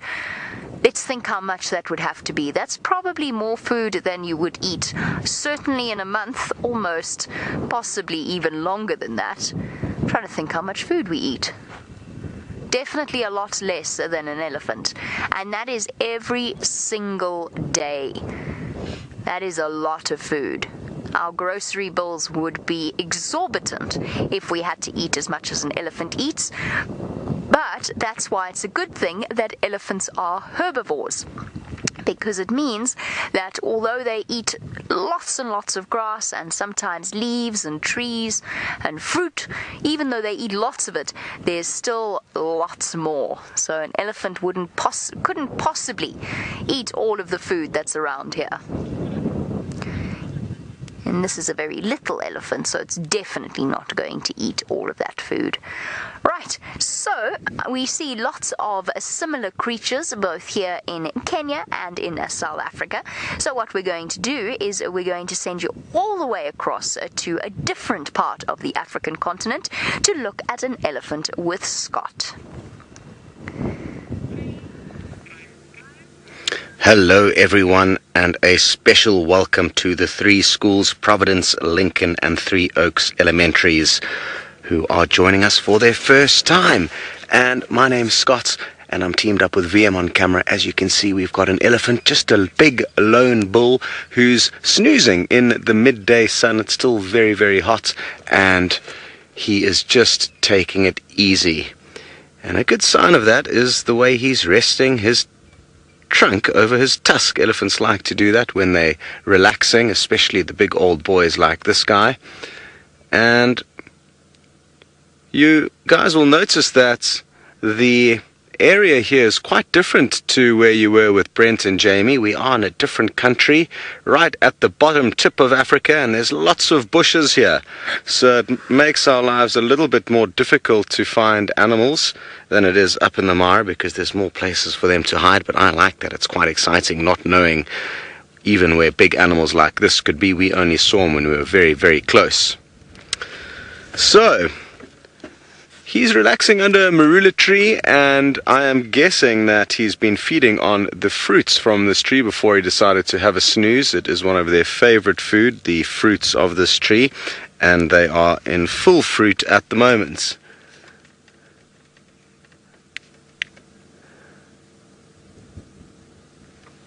Now, we came into this area initially because we had some tracks of a young male leopard, and I'm hoping that we're going to get lucky and find you the spotted cat a little bit later. You've been lucky already with Jamie and Brent up in the Mara with lions and giraffe and some elephants there, and I'm hoping we're going to be able to find you a leopard a little bit later.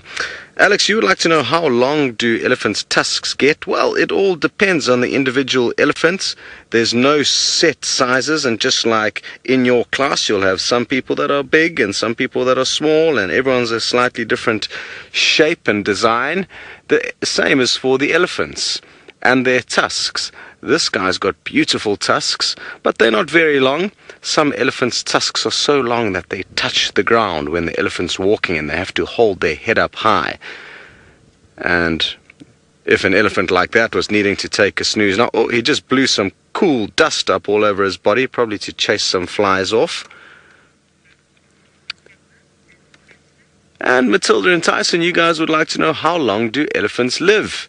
And it's a similar answer to, some more dust. Similar answer to the tusks of the elephants. It all depends on the individual. But interestingly, elephants do live for quite a long time, longer than most of the animals that live out here in Africa, and they can live up to around 60 years, which is very long for a wild animal. And if you think that a lion will only live for about 10 to 15 years at the most, it gives you an idea of how much longer an elephant lives than some other animals out here. This big old guy, I'm guessing, could be somewhere around maybe 35 years old. He's not too old, but it is just guesswork. We don't know exactly how old he is. Salome, you'd like to know, why do elephants always travel together? And I guess you sent that question through when you were still with Jamie up in Kenya, because as you would have noticed here, this guy's all alone. And a lot of the time animals will move together for safety and friendship. So it's a combination of things. The elephant boys like this one, they don't necessarily follow the herds. It's just the ladies with their kids and their girlfriends that stick together. And they do that, like I say, I guess, for comfort and security. They've got lots of young calves, and even though elephants are very big, they can still be eaten by lions. So by sticking together, it increases their safety.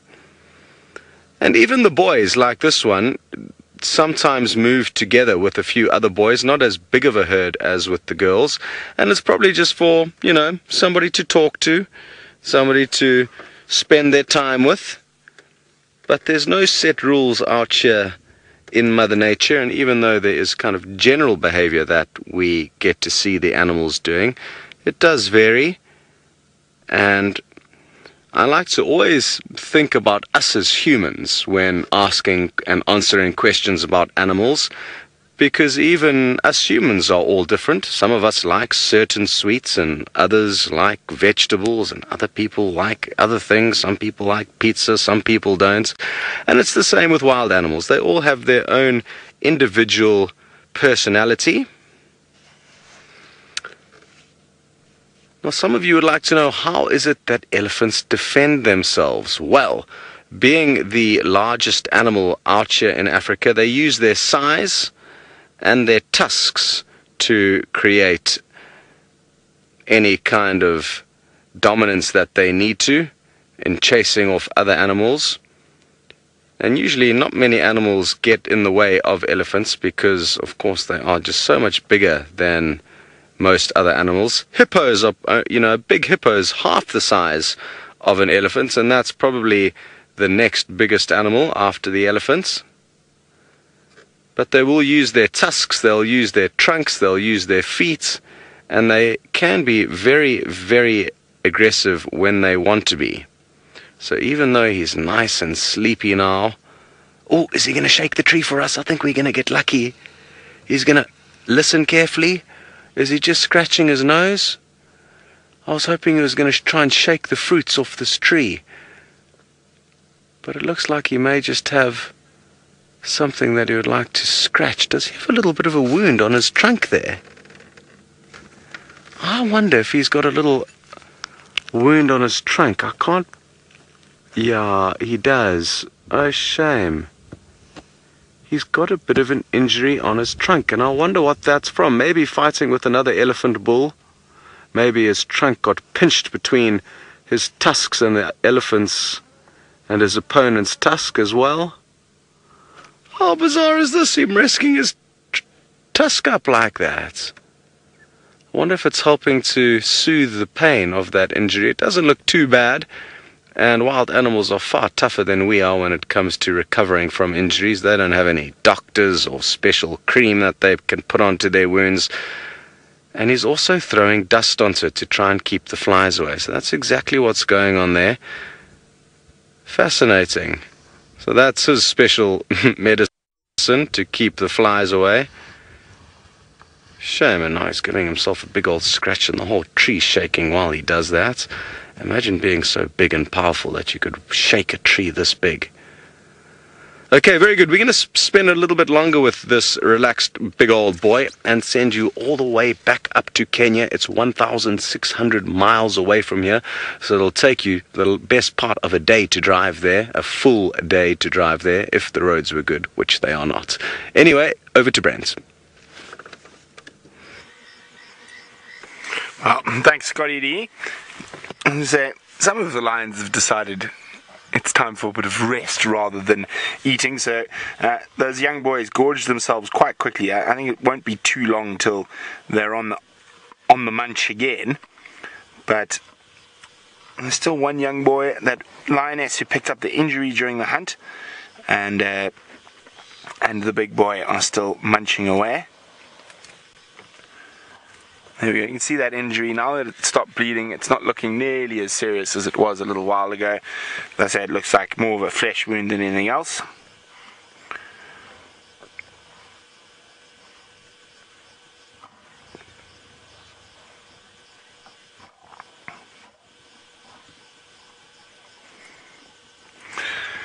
Gabriel is wondering, do I ever have to worry about a lion hurting me in the car? No, I don't, Gabriel.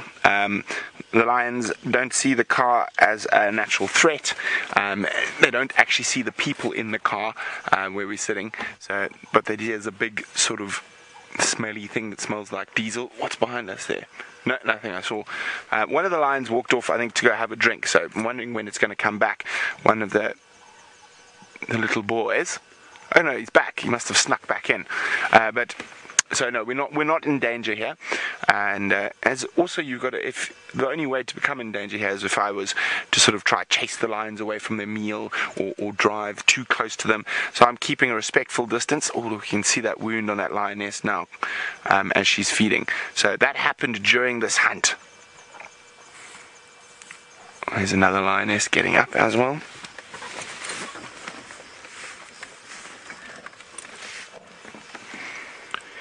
Brady is wondering, what is a lion's predator? Brady, the biggest killer of lions outside of human beings is other lions. So lions will fight amongst each other. So these little boys that we're looking at there now, probably in about a year's time, that big male there will chase them away.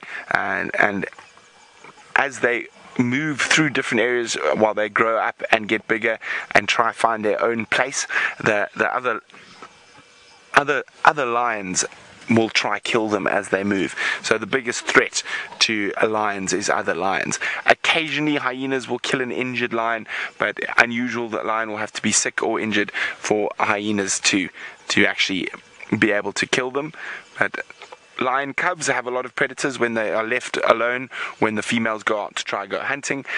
Snakes, martial eagles, buffalo will kill lion cubs.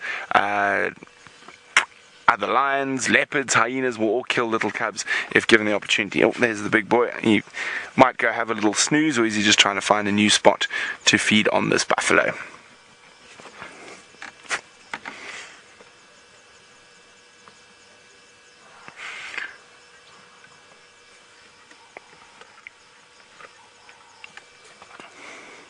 Three Oaks Elementary are wondering, can lions hunt at night time?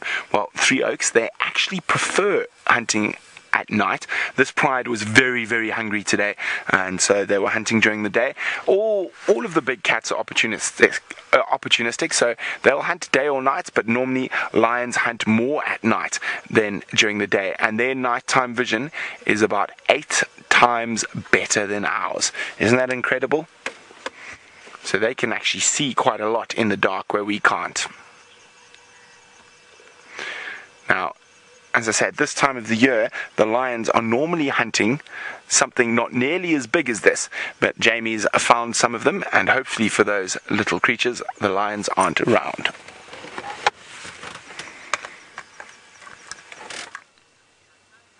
We have, but more importantly, it's not just about going on safari to see the big animals like lions and elephants, although they're wonderful to see. We also like to stop and look at some of the smaller animals. Now, this particular type of animal is called a warthog, and it's basically a kind of pig. And you could just see their ears sticking up out of the grass. Now, warthog do something very special because they like to forage about in these areas where the grass is long. Now, it's difficult for little ones like the ones that we saw to actually follow behind the adults when they're running away.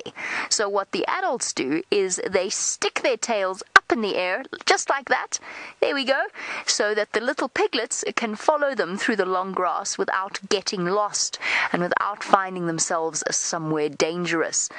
So that is why warthogs stick their tails up when they run, because most of the time they're running through really, really long grass, and it's basically like a little flag that the warthog is waving up above its bottom. There you go, see the little piglets catching up with their mother? So that's how they follow behind her. Trot, trot, trot, trot, trot, off she goes, and then the little piglets will follow along behind, and they won't lose the adults in the long grass. And that's important out here because you never know when there might be a lion hiding in the grass somewhere around here. Lions are pretty good at hiding away, and there's actually quite a few animals that are very good at hiding in long grass. There is one animal that is not so good at hiding unless the trees are very, very thick, and that is an elephant. So let us head across and see some more elephants with Tristan in South Africa.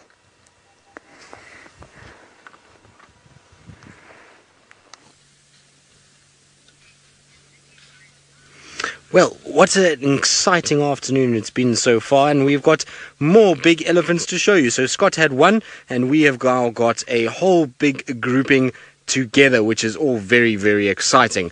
Now, my name is Tristan, and on camera today I've got a Senzo. There's his 3 fingers as normal. So I hope so far that you're enjoying things, and remember that you must ask lots and lots of questions. So tell your teacher, and she'll send them all through to us.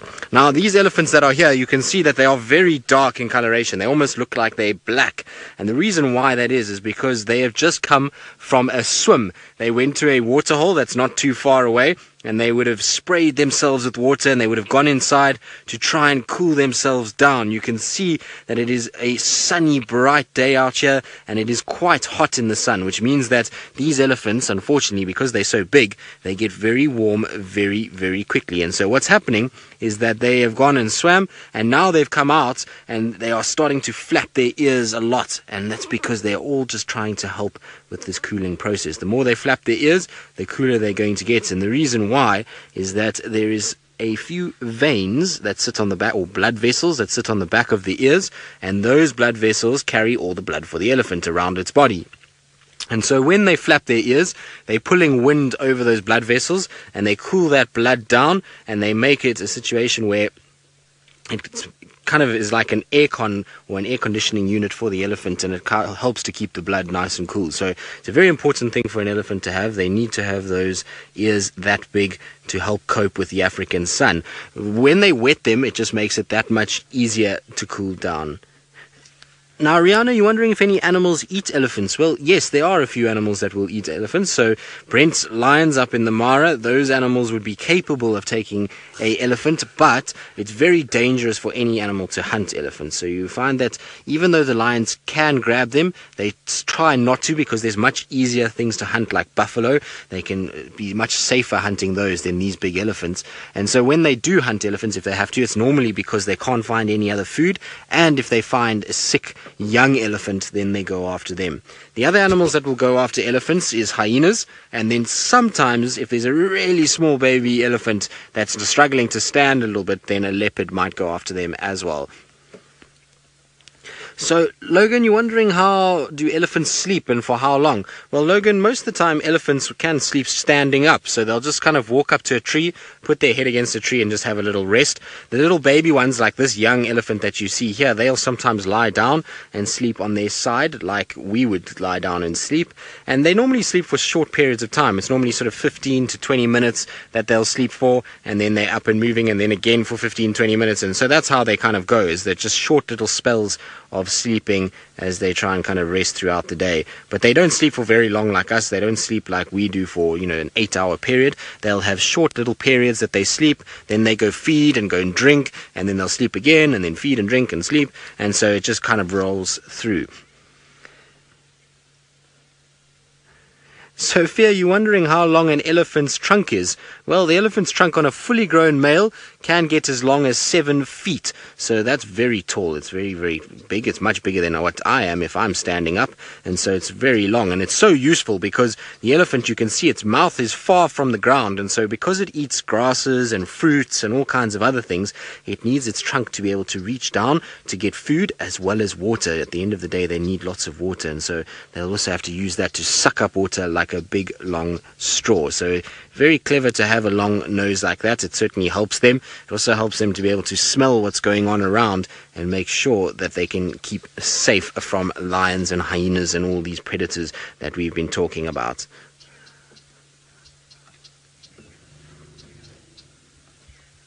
Jana, you're wondering how far an elephant can travel. Well, Jana, back in the day, before there were lots of people on this world and there was a lot more space for the elephants, there was a time when elephants could travel all the way from South Africa into towards where Brent is in the Mara. But they didn't go quite as far as that, but they used to go up towards Tanzania, and so that would have been about 1,400 miles of traveling, which is a long way. Nowadays, the elephants don't move nearly as much as that.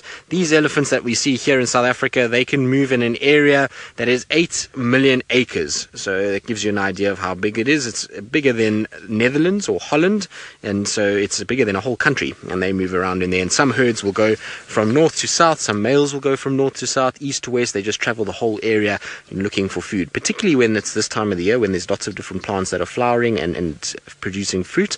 So there's a special tree at the moment that's producing fruit, and all the big elephants from the north come down and they eat here in the south, and then they go back again once those fruits have stopped coming out. So very clever. Right, now elephants have wandered off. There doesn't seem to be too many more left. I think there's 1 or 2 just on our right hand side, so we'll go and have a look at them. I just need to get up towards that area. Right, so we're going to try and catch up with the rest of the Ellies that are coming through slowly, and so while I do that, I'm going to send you back to Brent and those lions having their buffalo feast.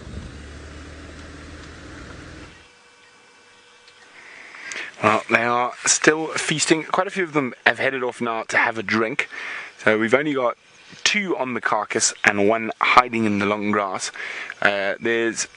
We're actually in the base of a little drainage system, so there's some puddles a little bit further to the west of us, and that's where they're heading at the moment. But the grass is very long there, we can barely see them. But so far, no hyenas around.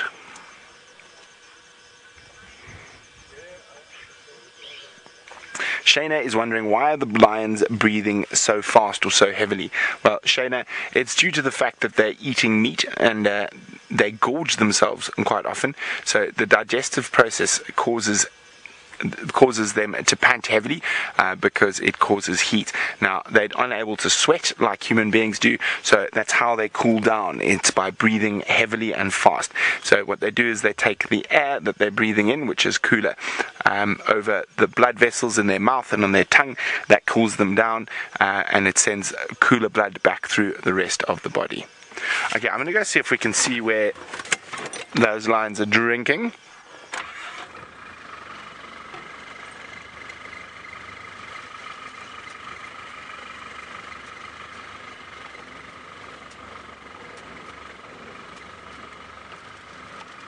So I didn't catch the name there, Faith, but the question was, how often do lions hunt? Now, it always... Audrina, there we go. Hello, Audrina. It all depends on...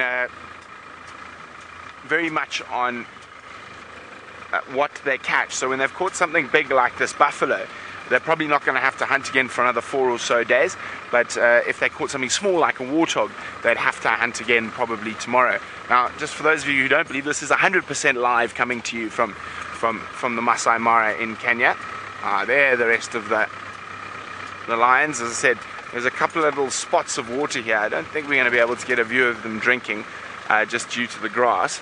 But there we go, you can see there's a little depression there that's holding a bit of rainwater, and that's where they're going to have a drink. So this is actually perfect for the lions. There's some nice big trees around that they can hide from the sun tomorrow under, and also there's water right here. Actually, just go back to that young male. He's looking at something. I wonder if he heard something. As I said, that oh yeah, right next to us. What have we got? There's guinea fowl. That's what he heard. I heard it as well. So right in the grass next to us is a little flock of guinea fowl. And this grass is so high that I had to sit up to see. You can actually just see the grass moving more than anything else. Rather than actually seeing the guinea fowl, I can hear them. But just look at that. You can just see the grass moving as they move.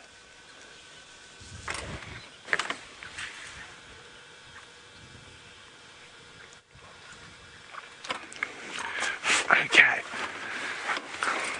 There we go, and the lions are on the move here. Now, Yoma is wondering, how fast can a lion move? Well, at their top speed, they can do about 24 meters per second, but they can only do that for a very short period of time. But here they were going... Oof. Sorry? Oh, it's got, yes, the broken tail. Archie's just saying we've seen this lioness quite a few times, so she's well known that she's got a kink in her tail. And so, there we go, they're moving back. So, when they were chasing that buffalo today, they were probably doing, almost as fast as Usain Bolt for the majority of that time. So, they are very, very quick movers. What is that behind me? A termite mound. Oop-bah, there we go. So, they're heading back towards the carcass, so we're going to do the same.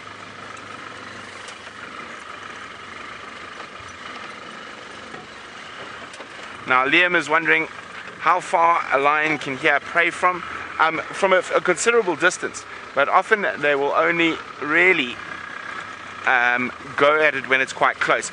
But when it comes to hunting buffalo, not so much in the Mara, but in other parts of Africa, lions will hear buffalo from sometimes 2 or 3 kilometers away and then start moving towards them.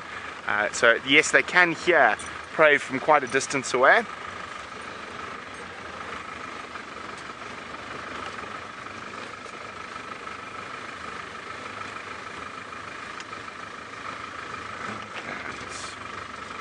I'm going to be careful, as there's lions lying in the grass all around here. Okay, let's give you one last look. One of the young males is tugging on that carcass at the moment. We're going to stay here. I'm going to be interested to see if any hyenas do decide to make an appearance. If not, tomorrow morning this would definitely be a good spot to come see. There might be some lion-hyena interaction. In the meantime, Jamie's with one of the funnier antelope in the Mara. I think Topi are very entertaining, and I really think that Topi are so entertaining because they just look so odd. They look like they were made up of all of the other parts of the antelope put together, and there's something very strange about them, especially their faces. They've got very odd faces. They look like a mixture between an antelope and a goat, I feel. So it is an antelope that is very, very fast, faster than a lion at its absolute top speed, or at least as fast as a lion. And right now we're actually in a Topi breeding season, or we're getting close to a Topi breeding season. And what that means is that they're doing a lot of fighting at the moment. They're chasing away other male antelope and running around, and all in all looking actually quite silly a lot of the time. Now, at the moment, some of these Topi are actually quite alert, and they're looking off into the distance, and I think that's just because they are looking towards more Topi.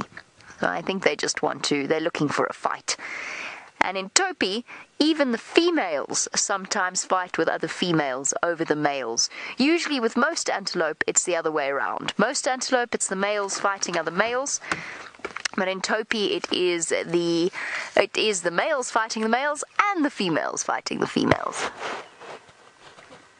And in the background, I can see the biggest bird in the world. But before we do that, Lincoln Elementary would like me to... Oh, there we go, it's off. It's off. See how fast they can run. Now, you didn't get the name of this particular antelope. Let me tell you what it is called. It is called a Topi. T-O-P-I. Topi. So the Topi is related, well, it's actually a subspecies, so it's basically the same as an antelope that occurs in South Africa that is called a Sabi. And that's an even more complicated name because I'm going to try and spell it for you, and there's a distinct possibility that I'm going to get it wrong. So a Sabi is spelled T-S-E-B-E. No? Or is it B-B-E? I can't remember. I honestly cannot remember how you spell Sabi.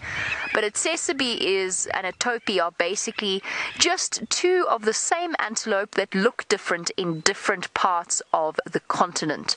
So in South Africa, they look one way, and here in East Africa, in Kenya, the Topi look completely different. They are very, very good at running, and I have absolutely no idea why they just ran. There was no reason for them to run. There is nothing scary out there. They don't seem to be fighting. They just decided they wanted to run. Very confusing. Sometimes we can't always explain everything that happens out here. I have to tell you, I am absolutely amazed because although lions very commonly prey on buffalo, it is very unusual for a leopard to do so. And Tristan has got a young leopard who has really outdone himself this time.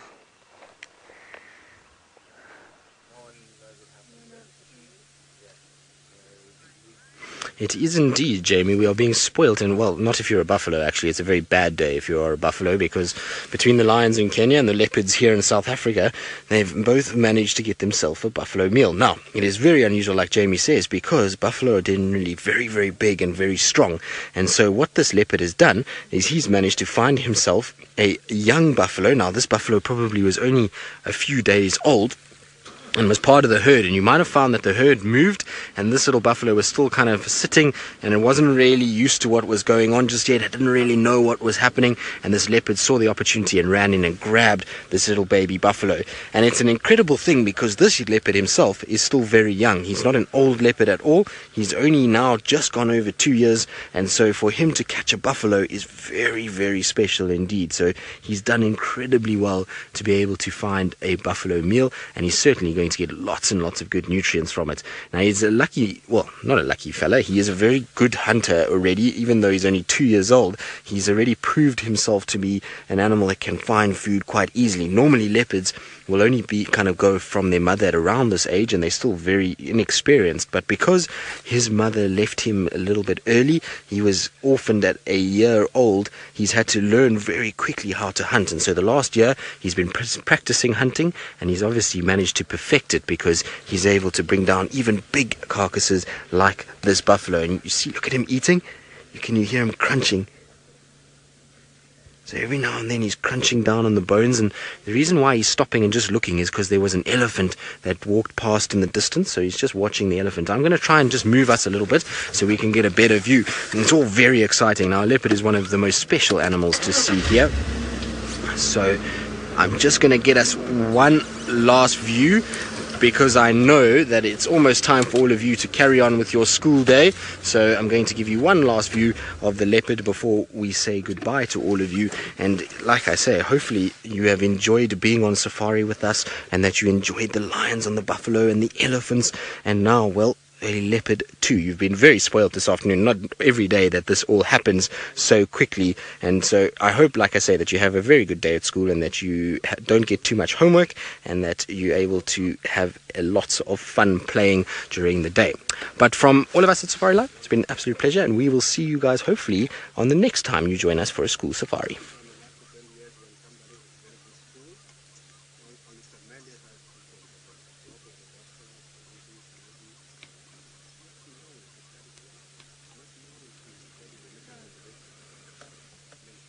Right, so our school drive is now over, and what a lucky drive they had this afternoon, because, well, like I say, lions on a buffalo kill and a leopard on a buffalo kill is not every single day. David, you're wondering if there's any hyenas around? No, so no hyenas that we can see. It's still very hot in the afternoon, and I would imagine the hyenas will come in at some point during the evening. He actually killed this buffalo last night, so late yesterday afternoon, apparently he grabbed it. The buffalo were seen crossing this road, and then he came in and grabbed this little baby buffalo that was just kind of lurking around the edges, which is the most ridiculous thing, because even the most brave big male leopards that I've seen struggle to hunt buffalo, and it really is not an easy thing to do at all. You've obviously got a herd that is around that is very protective of these babies, and we know that lions even struggle with buffalo hunts. So for Hosana to get in here and grab this is just absolutely spectacular. So Sarah, no, it's not too heavy. This carcass was in the tree this morning, so he did put it up in the tree this morning. It's just that it's probably much easier for him to eat on the ground. It's also the sun on the tree to the right here. There's a big marula tree that he's using to put it up, and we've seen a number of different leopards use this tree before, but it's really quite sunny there and probably very hot, and so he's rather brought it down to feed onto the ground where it's nice and shady, and he can get in under the shade and have a really good feed. Once it starts to get dark a little bit later, you'll find that he'll pick it up and take it back up into the sort of boughs of the tree and hang it there for the night. If he doesn't, though, he's going to have a lot of problems, because the hyenas certainly will find this during the course of the night. Now that it's been dead for a day, there's a bit of scent to it, and so hyenas will smell it if he leaves it on the ground. So he's going to have to put it back up in the tree at some point, but for now, much more comfortable to feed on the ground like this. Interestingly enough, though, Tundi was also seen not far from here during the day today. So apparently she was seen at Chitwa camp and was kind of lurking around there, and then started heading up towards this direction. So I wonder if she's not going to pop out somewhere here at some stage as well. You never know. Maybe we get both sort of sister and brother together in the same place. It interests me, though, that Tundi's all the way this side, because this is the furthest we've seen her in the southeast since before she even had that cub. So she's obviously moving a lot, trying to keep Tingana's territory in check, and just trying to see wherever Tingana is for her to move in that direction and hopefully keep the cub safe in those areas. So it's very, very clever from Tundi, and very, very interesting to see. But there is still a lot of meat. Hosana, the way he's going now, is probably going to be here for another 2 days at least, if he's lucky. I wonder if Tingana is also going to show up on the scene at some point as well. So, Anna, you're wondering if it's his inexperience that made him risk going into a buffalo herd and trying to kill a young buffalo. I suppose a little bit. You know, they learn from experience, and so you probably find he hasn't done too much buffalo hunting and isn't too sure about how dangerous they can be. Also, big bull buffalo don't really often worry too much about a young male leopard. They're not going to even chase him, so he's probably walked past quite a few buffalo and hasn't had too much sort of to worry about. The other thing is that his experience with buffalo is limited. Remember, we haven't seen many buffalo around in the last in the last year specifically, and so maybe it's just more he was curious, and then when he saw the opportunity that this calf wasn't moving, he then came in. Of course, there's also the other option that this calf was already dead before he got you. I don't know if anybody actually saw him kill this calf, but there's a possibility it could have been a stillborn baby, or it could have been a situation where the baby for some reason was just not well and it died, and he's then come and scavenged off it. That could also be a possibility. The thing is that you never know. I'll try and ask around and see if somebody did see it, but if he did run into a herd and grab a calf, it is seriously brazen, and he's going to have to be careful, because if those buffalo get hold of him, they are going to do some serious damage. The lucky thing about a leopard, I suppose, is that he's so fleet-footed that he can get up into one of these trees fairly quickly and kind of keep himself safe. But it is an amazing feat to see that Hosana has managed to do this. It's actually very, very surprising, and I'm a bit shocked actually at the size of the little calf, because it doesn't look like a brand newborn. I mean, it's fairly new. It's probably, I'd say, maybe a month old, but you know, it's still a big meal for a leopard to go after, particularly a young male leopard of Hosana's size. Right, now while I sit with our young male Hosana, I believe Scotty has been looking for our other young male that we had this morning, Tumba, and so our two favourite young boys are out and about, and I hope that Scott's going to have some success this afternoon. Well, I also hope we're going to get lucky, but we've given up for now, and we've decided to drive off in search of any other animals, one of which was a European roller that's just flown off. Well done, wildebeest, who's got reactions almost as fast as leopards, like Tristan was just saying with you. I wonder how Hosana managed to snipe that buffalo. Wouldn't that have been super, super cool to witness? And I've seen it only on a few occasions, male leopards slinking in and amongst huge herds of buffalo. And a lot of the times they've actually been detected, and when they do, I've seen leopards scramble up a kind of small bush as thin as this to escape the buffalo, and it's kind of just like perched there with a whole herd of buffalo below it. A friend of mine, I remember, he got an incredible picture of a leopard that had made it up a dead stump, but the stump was probably 2 meters, just less than 2 meters off the ground, so not high up. The buffalo were literally right below the leopard, and it was just a sea of buffalo with this leopard perched on this little dead branch. It got lucky, it didn't get butchered, and I guess so was Hosana.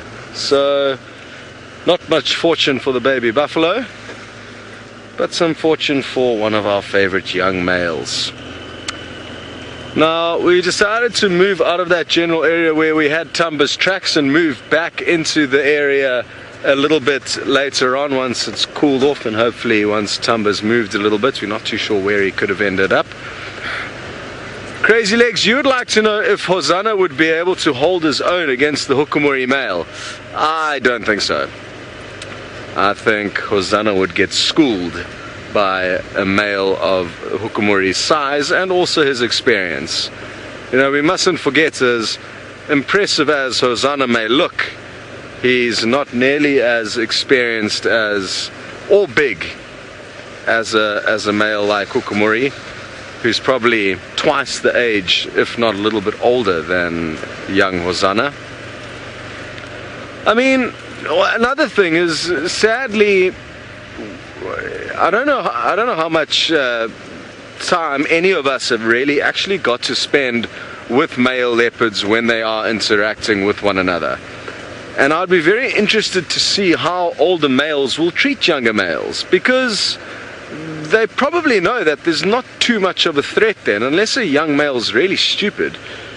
He's going to give way to the bigger older males, and then it's going to give the bigger older males not much of a reason to get into a fight with them, I would guess. if you also think of the brief sighting that Noel had with Djuma and Hukumuri, I mean, those things weren't even close to one another. They were on opposite sides of the roads, and they're a good match for one another in terms of a showdown. Yet they are very cautious, not prone to physical violence, and they were just literally talking to one another by the sounds of things, vocalizing, hissing, snarling, but at a distance. So, yeah, I mean, it'll be interesting to know how often male leopards come to blows, and that's with an equal match, as well as the kind of, yeah, just the general bit more info and understanding of the leopards and what they do when we're not around. Now, another question with regards to leopards and fights and threats. Mary would like to know if Hosana would pose any threat to Tandi's cubs. Or cubs, singular. I don't think so, but again, I simply haven't had enough sightings, you know, of scenarios like that, and I think each one is going to be slightly different. There's nobody, even who's had experience of young male leopards interacting with another leopard's cubs, even a person who has been lucky enough to witness that maybe a handful of times in their life, still wouldn't be able to categorically tell you what would happen when Hosana came up to Tandi's cub, because each scenario is unique. And that is the beauty of being out here. We simply don't know what's going to happen and or when.